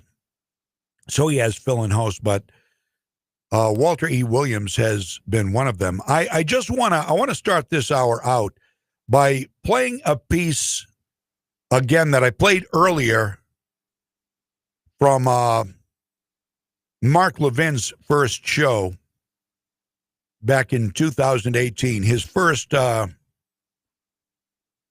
on just a second here. I want to make sure I set this up right. Life, Liberty, and Levin, back in 2018, Walter Williams was on. And Mark Levin observed that, and I love this. Mark Levin said that liberty has the seeds of its own demise, which, wow. And he asked Walter Williams, do you think people can use liberty to destroy liberty? Walter Williams. Oh, that's absolutely right. That is, they can use liberty to destroy liberty. They can use if you look at totalitarians around the world, they always start out, they are for free speech. That is because they need free speech to get their foot in the door. But after their foot is in the door, they want to eliminate free speech. And you see this all over the country. You'll see this all over the world. And we're beginning to see it in the United States. That is, in Berkeley, that was the seed of the free speech movement. But now at Berkeley, they don't want any free speech whatsoever. So again, I think that we have to be very, very concerned because we're losing our liberty. And if you ask the question, which way are we moving, tiny steps at a time? Are we headed towards more personal liberty or towards more government control over our lives? It'd have to be unambiguously the latter. Wow. There's a man who had vision. He had foresight. And he wasn't woke. Walter E. Williams, 84 years old, passed away yesterday. All right. Let's get right into the testimony yesterday. And I have not. Angela says his words will continue forevermore to inspire, encourage, and help. Amen. Amen. Oh, good morning, Shelley. Thank you for checking in. Amy, thank you very much. My buddy Amy in Dover Foxcroft, tuning in this morning. Good to have everybody here on all our platforms and AM 1160 WSKW, Maine's Heritage Station. So before we, not the test, I want to start out with the Sidney Powell and Lynn Wood press conference yesterday. I was excited to sit down at 2 o'clock. I couldn't find it, so I finally found it online. I even went to Newsmax, who is all over this election fraud thing, who kept teasing that, as soon as it started, we'll have the Wood-Powell presser. And for whatever reason, after a half an hour, they hadn't covered it. And I knew it wasn't going to be that late starting, so I went and looked for it online, found it. And I saw Sidney Powell and Lynn Wood speaking at a very boisterous venue in Georgia. Very charismatic. And finally, after I found it, I didn't see anything really new, but I grabbed some audio for you to show you where their heads are. I wish there had been something new, but there wasn't. Sidney Powell, though, said she believes the fraudulent software algorithms were used not just in Georgia, not just in Pennsylvania, but across the country. We have experts and a witness who have explained to us that the fraud exists in the DNA of all the software that was run by any voting system in the country. So they all are at risk of having been manipulated. I think we will eventually find that the algorithm that flipped votes at a certain percentage from Trump to Mr. Biden was run all across the country. There might be a few areas that it wasn't used in, but not many. And then we have the extraordinary evidence of inexplicable spikes. I mean, hundreds of thousands of spikes in votes. We can see them injected into the system, sometimes at a rate of 90% for Biden and 10% for Trump. We all know that defies reality.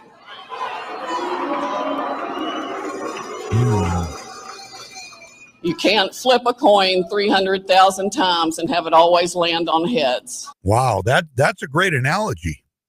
Think about it, 90% for Biden, 10 for Trump. That's one of those ratios that falls somewhere between improbable and impossible. Isn't it? I've been around a long time, and that just doesn't pass the smell test. But what does it prove? Well, it depends on whether or not they can find the fraudulent algorithms. And who knows whose hands have been into these computers since election night. That's why I have been saying and still say, I still have hope, but I'm losing faith. Now, Lynn Wood also spoke. He is very charismatic and said what I tell you every day with just as much, if not more, passion. And he's apparently a man of faith, which I found kind of comforting. And not being that familiar with him outside of his cases, I was a little bit surprised at how charismatic he is. Read the United States Constitution. And here's what it makes clear. All the power, not some of the power, All of the power belongs to the people. Amen. This is our country. We tell government what they can and cannot do. They do not control the people. This is our country. We're going to take it back. We're circling the walls of Jericho. People are praying in this country. We're circling the walls of Jericho. And God Almighty's going to tear the walls down, and we're going to take America back again. You watch it happen. You watch it happen. Yeah, he's right. We the people, not we the government. That's what we're forgetting. That's what kids aren't learning. That's what's not being taught. Read the Constitution. Read the Declaration of Independence. The government is here to protect our natural rights. Linwood also spoke about Donald Trump and the Electoral College and the voting when it comes to numbers, saying Donald Trump won California. He said Donald Trump won California and over 80 million votes. Linwood. He won, damn near won every state, including California. 80 plus million votes. We're not going to let them steal our election. We're not going to let them steal our country. And we will die before we'll ever let them steal our freedom. Amen. Amen. I'm all on board with what he's saying.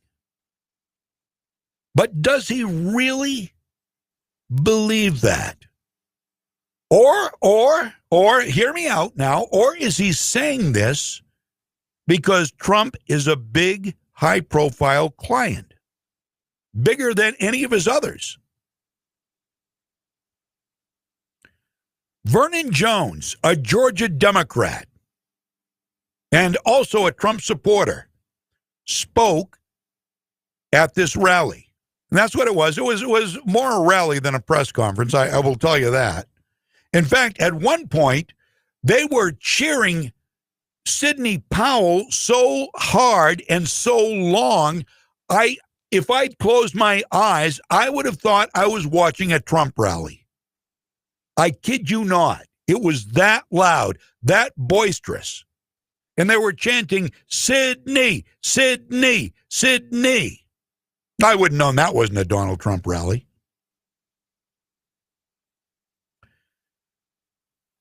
But at the end of his speech, Vernon Jones, the Georgia Democrat, encouraged Georgians to vote in the runoff, which is huge for this country, especially if you entertain the fact that Donald Trump might not be president in January. This is so hugely, I can't even tell you, and you know how important this runoff in Georgia is for Republicans Kelly Loeffler and David Perdue. So here is Vernon Jones making a speech encouraging citizens of Georgia to get out and vote for the Republicans in the Senate in January. And he was yelling, hold the line, meaning vote for the Republicans, hold the line, before he handed the mic back to Lynn Wood. And this is where my disappointment began. This is how it went. This starts out with Vernon Jones and then Lynn Wood. Hold the line. Hold the line. Hold the line. Hold the line. Hold the line. America. Vernon Jones. Now, I love Vernon Jones. Vernon Jones are more alike than we are different. Mm-hmm. But I'm going to disagree with Vernon Jones. Where's Kelly Loeffler here? Where's David Perdue? He ought to be standing right here. Those two people want your vote, then they ought to tell you what we're telling Brian Kemp. Get a special session of the legislature now. Do not be fooled twice. This is Georgia. We ain't dumb. We're not going to go vote on January 5th in another machine made by China. You're not going to fool Georgians again. If Kelly Loeffler wants your vote, if David Perdue wants your vote, they've got to earn it. Wow. So basically saying they're not here. They don't deserve your vote. Speaking about the Republicans, so I started thinking, where does Linwood's allegiance really lie?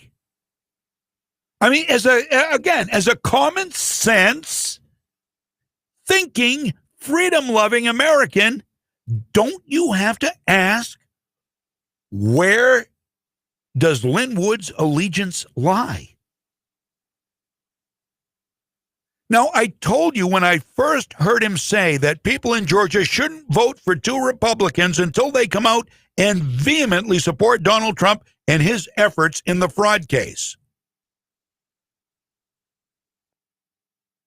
Now it's all about the machines they may use in January, which may well be problematic.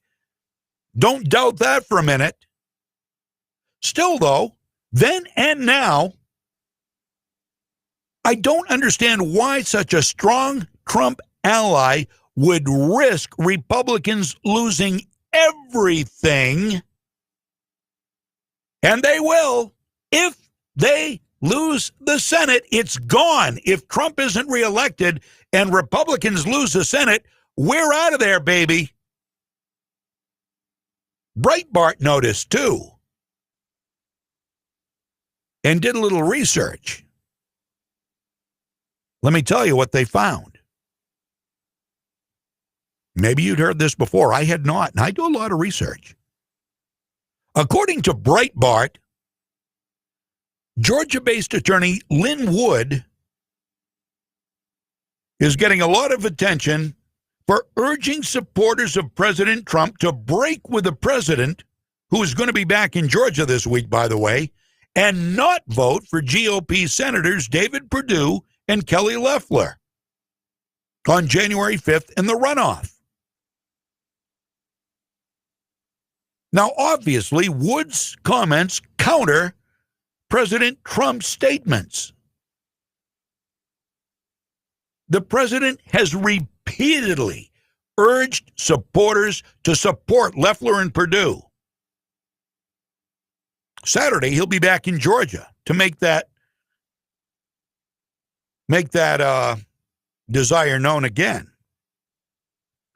Wood's comments are also in line with what top national Democrats are pushing for. As Breitbart News has reported, a national anti-Trump Democrat super PAC called Really American PAC is running billboards carrying a message nearly identical to what Wood is saying. And Wood, I did not know, is in fact a Democrat and has voted Democrat. And there's no sign, there's no proof that he even voted for Trump in 2016 or 2020.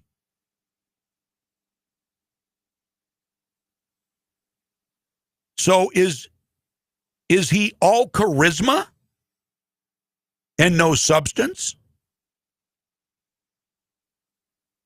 He had me hooked until he disagreed with Vernon Jones. And then he kind of lost me. And then I read the story in Breitbart this morning.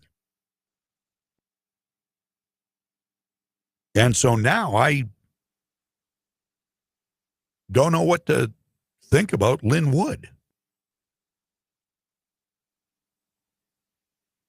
And that causes me to lose more faith in what he's peddling. Wondering if maybe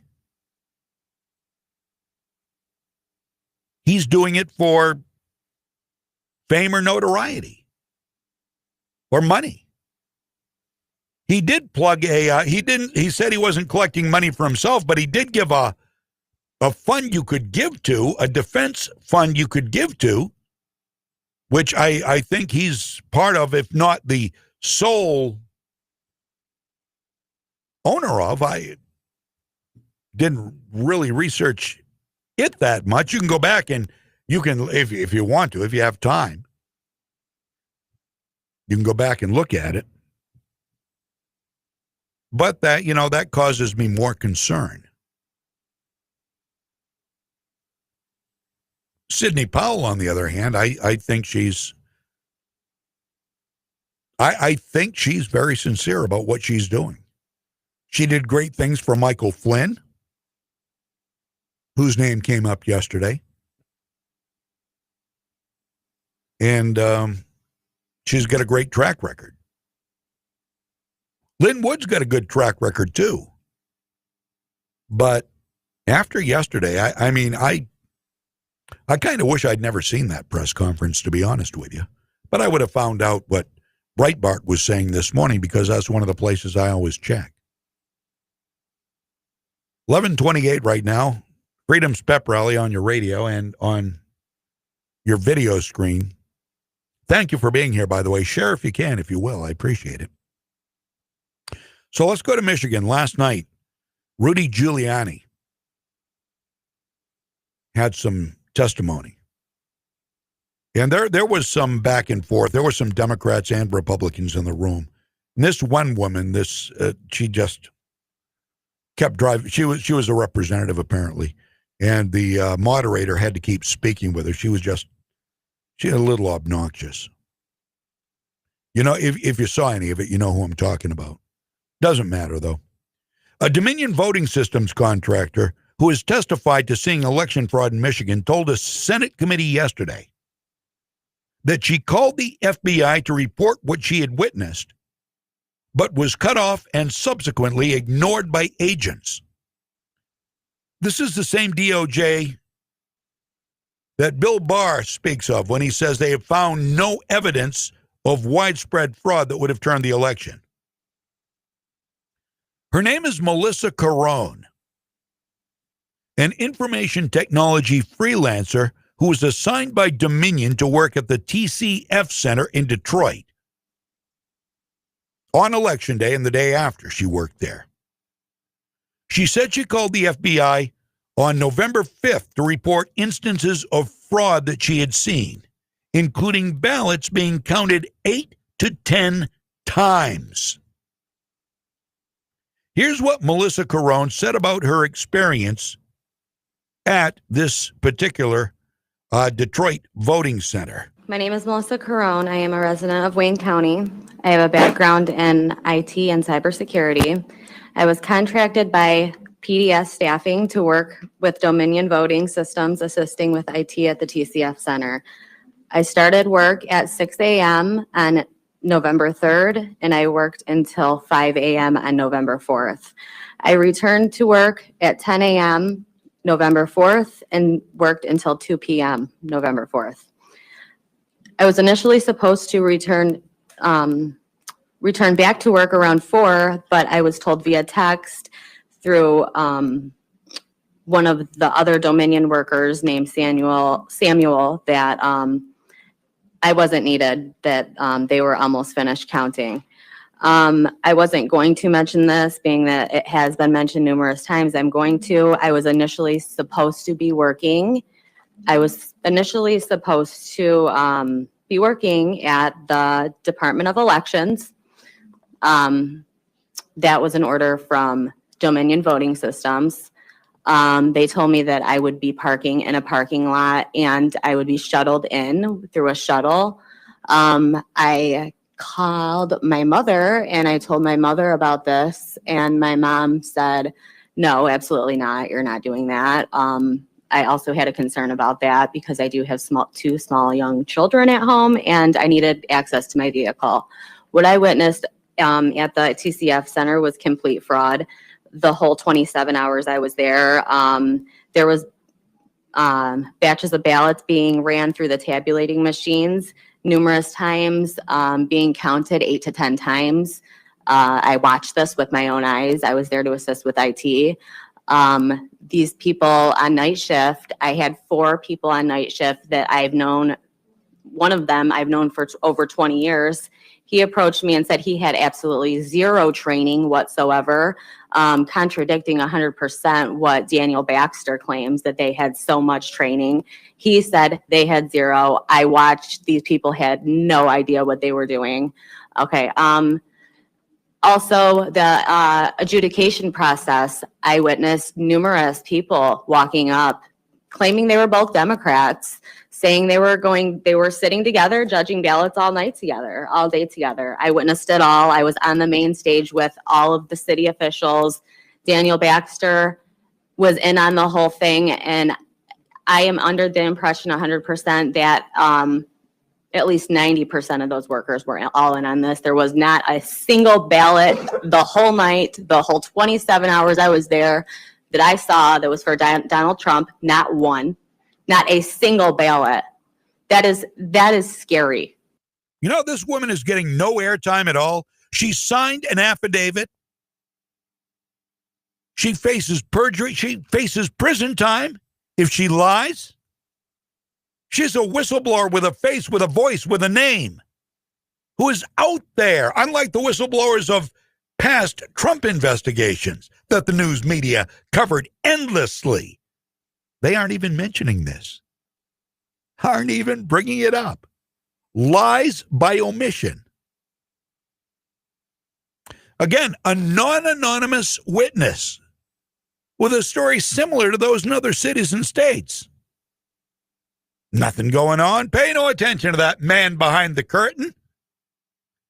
Melissa Carone was also part of a hearing last night. That was from a day or two ago. Last night, she also gave testimony in Michigan, and she was very credible and very assertive with what she did.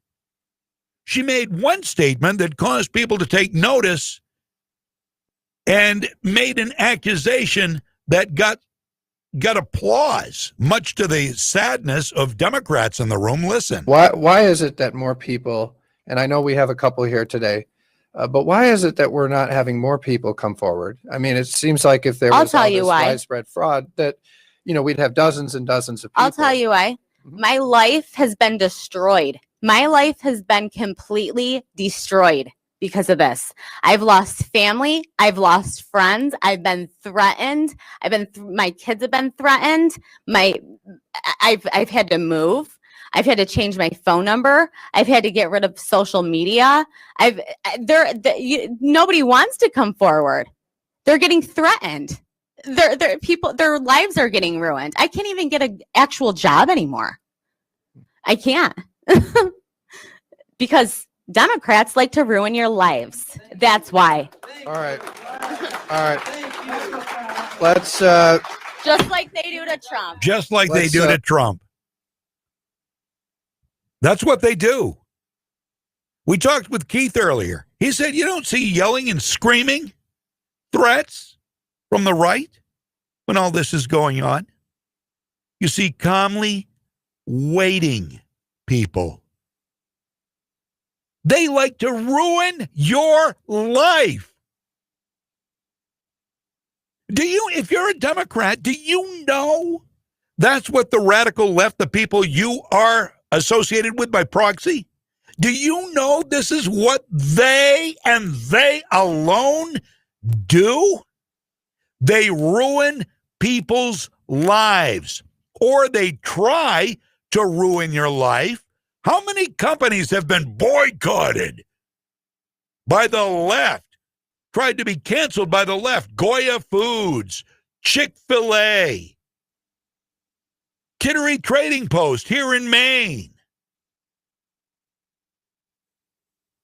They will destroy you if they disagree with you. When that applause went up, I said, good. You get him, girl.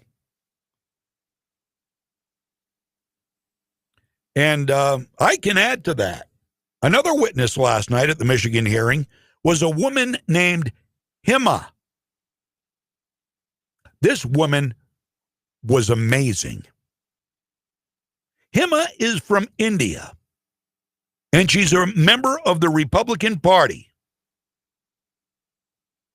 And everything was good for her at the polls where she was working as a ballot challenger until, listen to me here, until Democrats found out she was a Republican.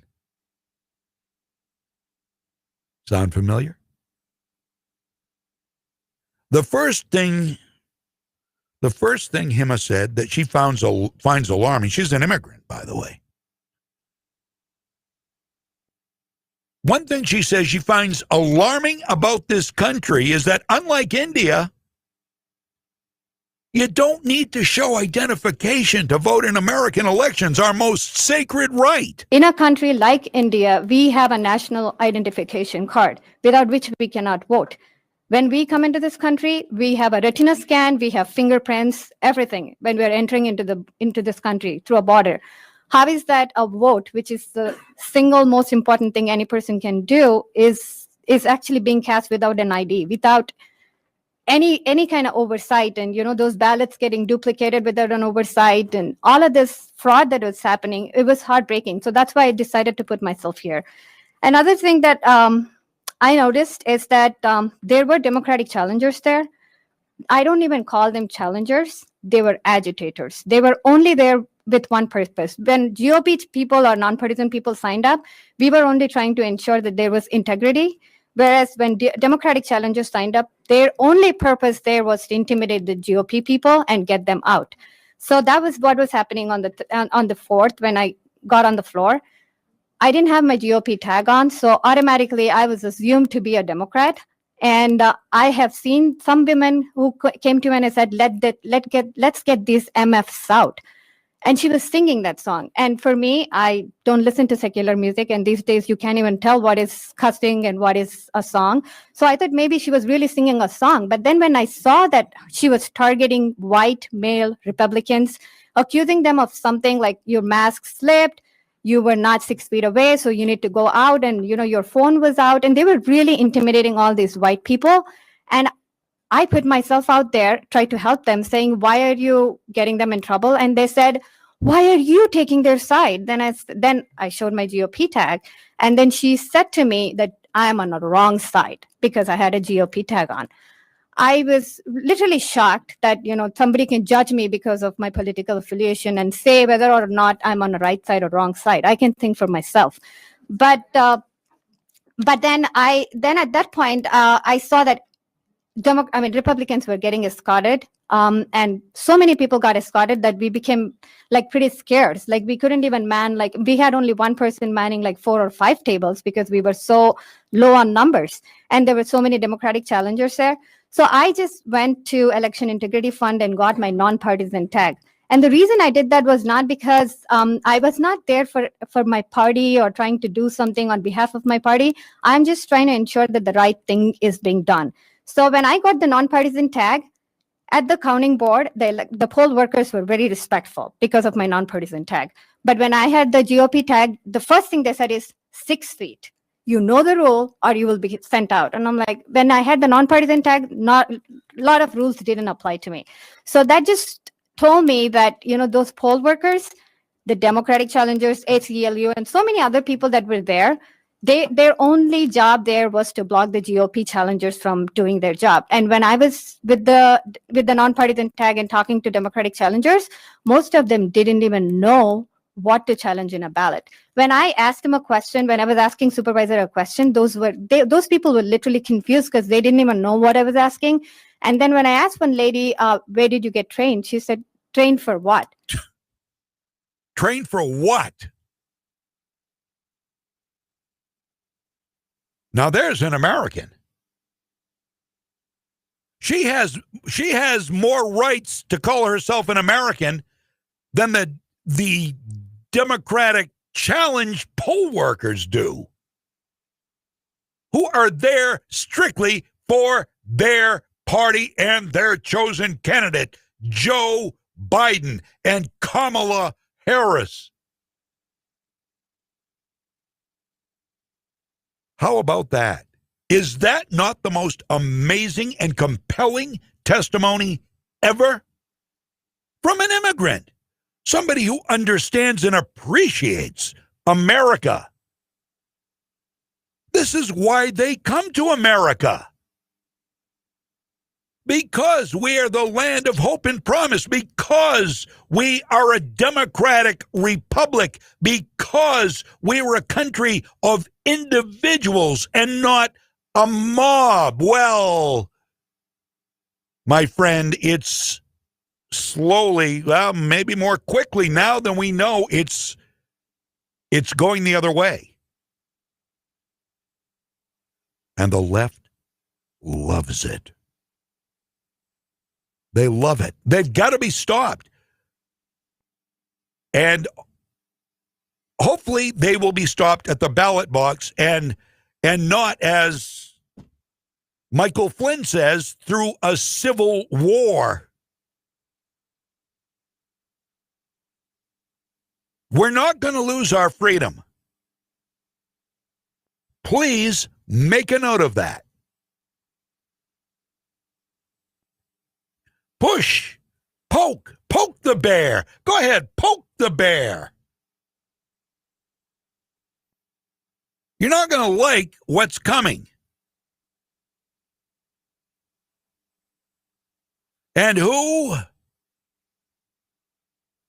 are the harbingers of groupthink, mob mentality, communism, socialism, entitlism?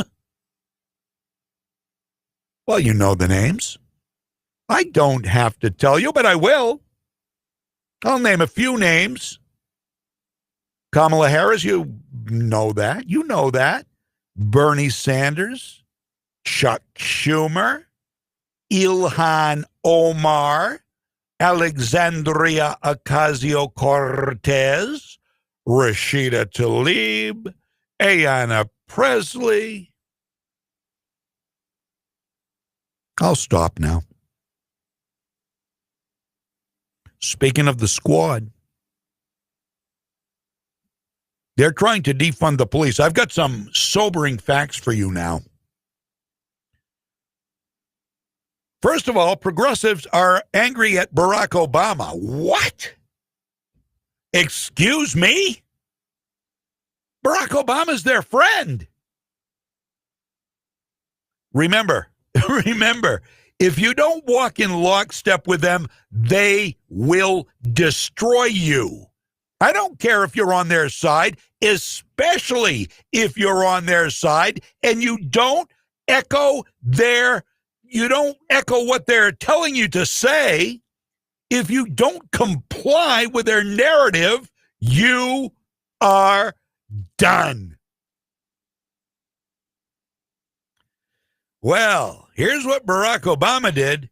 He argued that political candidates alienate voters when they use snappy slogans like defund the police. Obama was talking to Peter Hamby on the Snapchat original political show, Good Luck America, yesterday morning. And Obama said, quote, "You lost a big audience the minute you say it, which makes it a lot less likely that you're actually going to get the changes you want done. The key is deciding, do you want to actually get something done, or do you want to feel good among the people you already agree with?" Well, yes, because that is the progressive way. It's all about feelings, not that mind. nothing more than feeling. Of course. Of course you want people to feel good. His comments, though, drew sharp rebuke from several progressive Democrats, including Ilhan Omar of Minnesota, who says she's dead serious about defunding the Minneapolis police, calling them rotten and a cancer. Even though Minneapolis, listen to this, Minneapolis crime overall has gone up this year 90%. It's almost doubled. But wait, there's more. According to The Blaze, just last Saturday in Minneapolis, cops reported 3 separate carjackings in the span of 1 hour. These types of attacks are up not 100, not 200, not 300 or 400, not 500, but 537% in Minneapolis.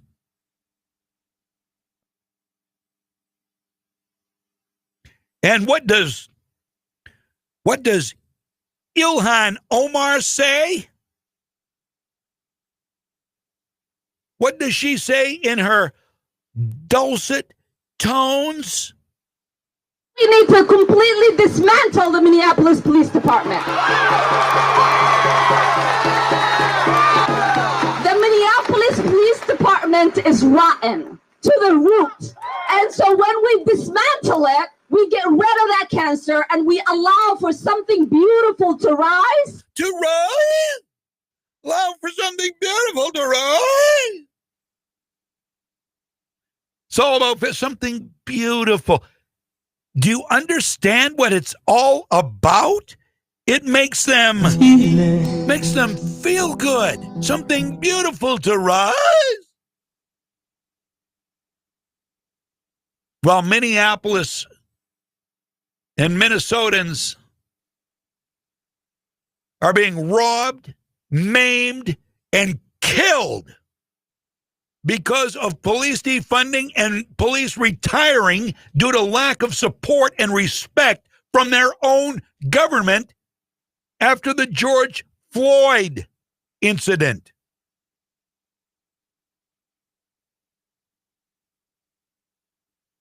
Dana Perino on Fox News yesterday had new Florida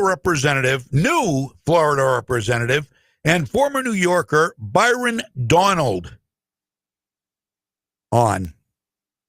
Now, Donald is a black Republican freshman legislator who is part of the so-called Freedom Force. What is the Freedom Force? Well, Burgess Owens, former football star who just won election, is part of this Freedom Force. Their mission is to, thank God, their mission is to stand up against the squad like Ilhan Omar. Here's what Byron Donald said yesterday about the purpose of the Freedom Force. I just want to tell you that what we're planning on doing, what we want to do is frankly provide a different message than what the squad does. We want to make sure that America, all America knows that we stand for freedom, individual liberty. We stand for the Constitution. We support our police. We want to have safe communities. We want to have a thriving economy. We want small business owners to go out there and thrive and succeed based upon their merit. And the last thing we want to have happen is people in Washington telling states and localities what to do. There's been far too much of that, and it's time that it stops, and that's what we're about. So what does he say about Ilhan Omar's continued call to defund the police? I might represent Southwest Florida going forward in the next Congress, but I'm from Brooklyn, New York. I grew up in the inner city. I'm a poor kid from Brooklyn, New York. And the last thing we need is defunding of the police departments, because it is the poor citizens that live in our urban areas. They're the ones that need protection when things go wrong. And if you slash police budgets, all you're doing is slashing response time for when citizens actually need help and they need police to protect and serve. It's the absolute wrong wrong move. We're seeing that in Minneapolis.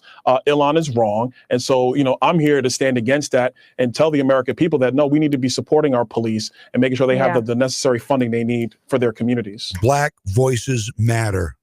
Byron Donald, a great new freshman black voice in the legislature, and also Burgess Owens and others. Women, minorities, I love it.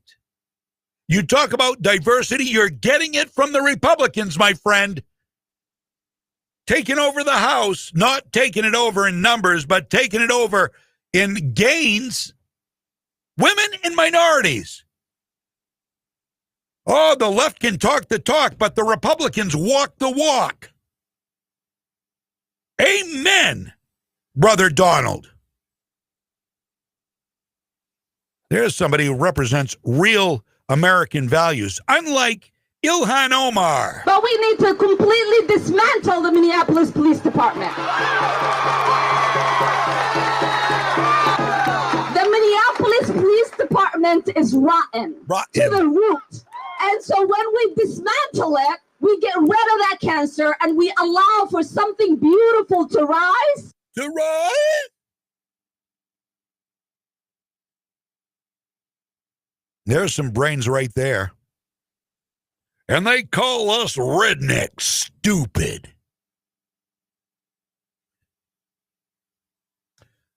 $11:53. We are Legacy 1160 WSKW. A guy I really like, a senator I really, really, really have grown to like over the last several years.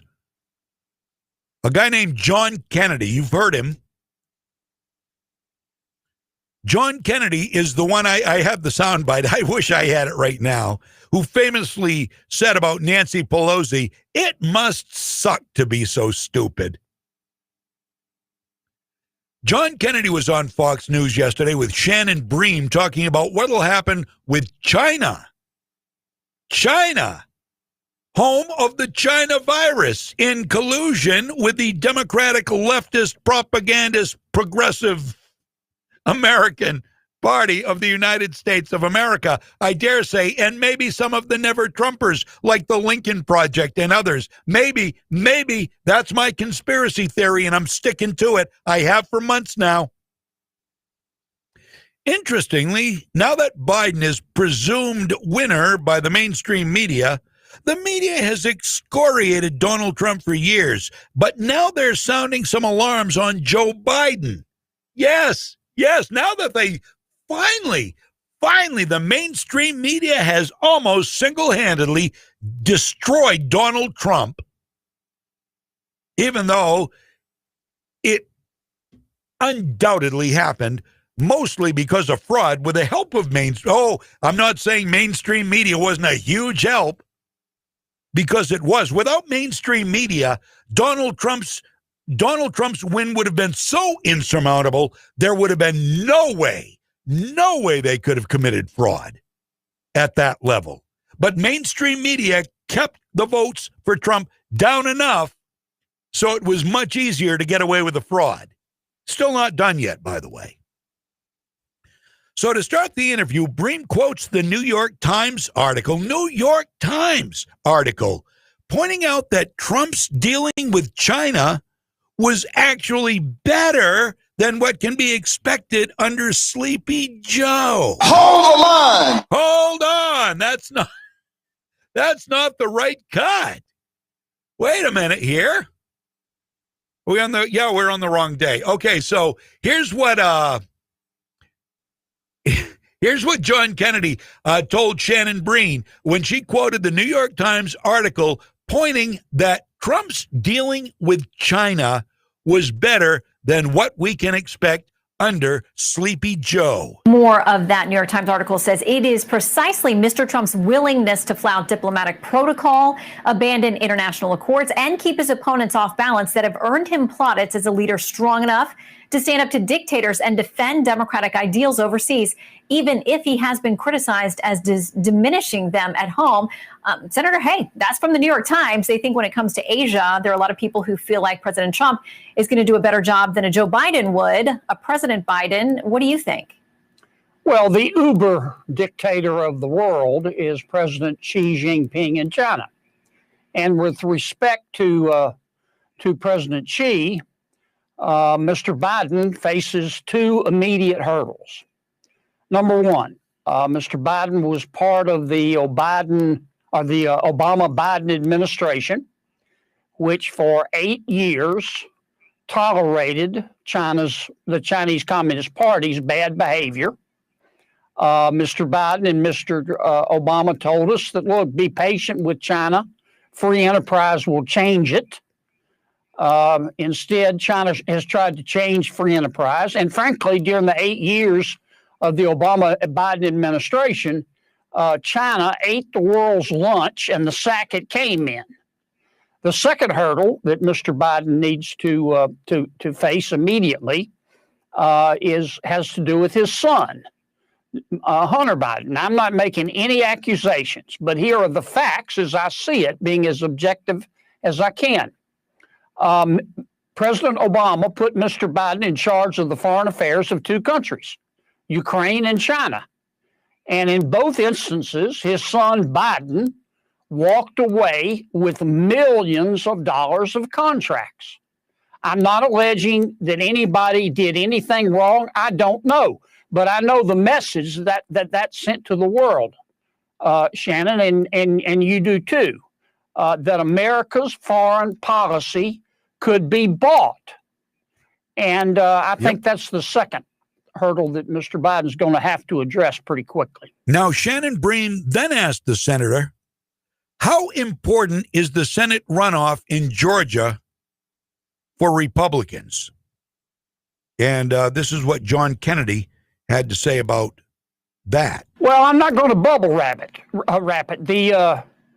The election in Georgia is really a second presidential election. That's how important it is.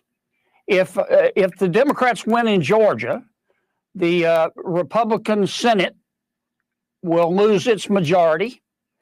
In charge will be Senator Schumer, Senator Bernie Sanders, Speaker Pelosi, Congresswoman Ocasio-Cortez, and their ideas, in my opinion, are 3 gallons of crazy.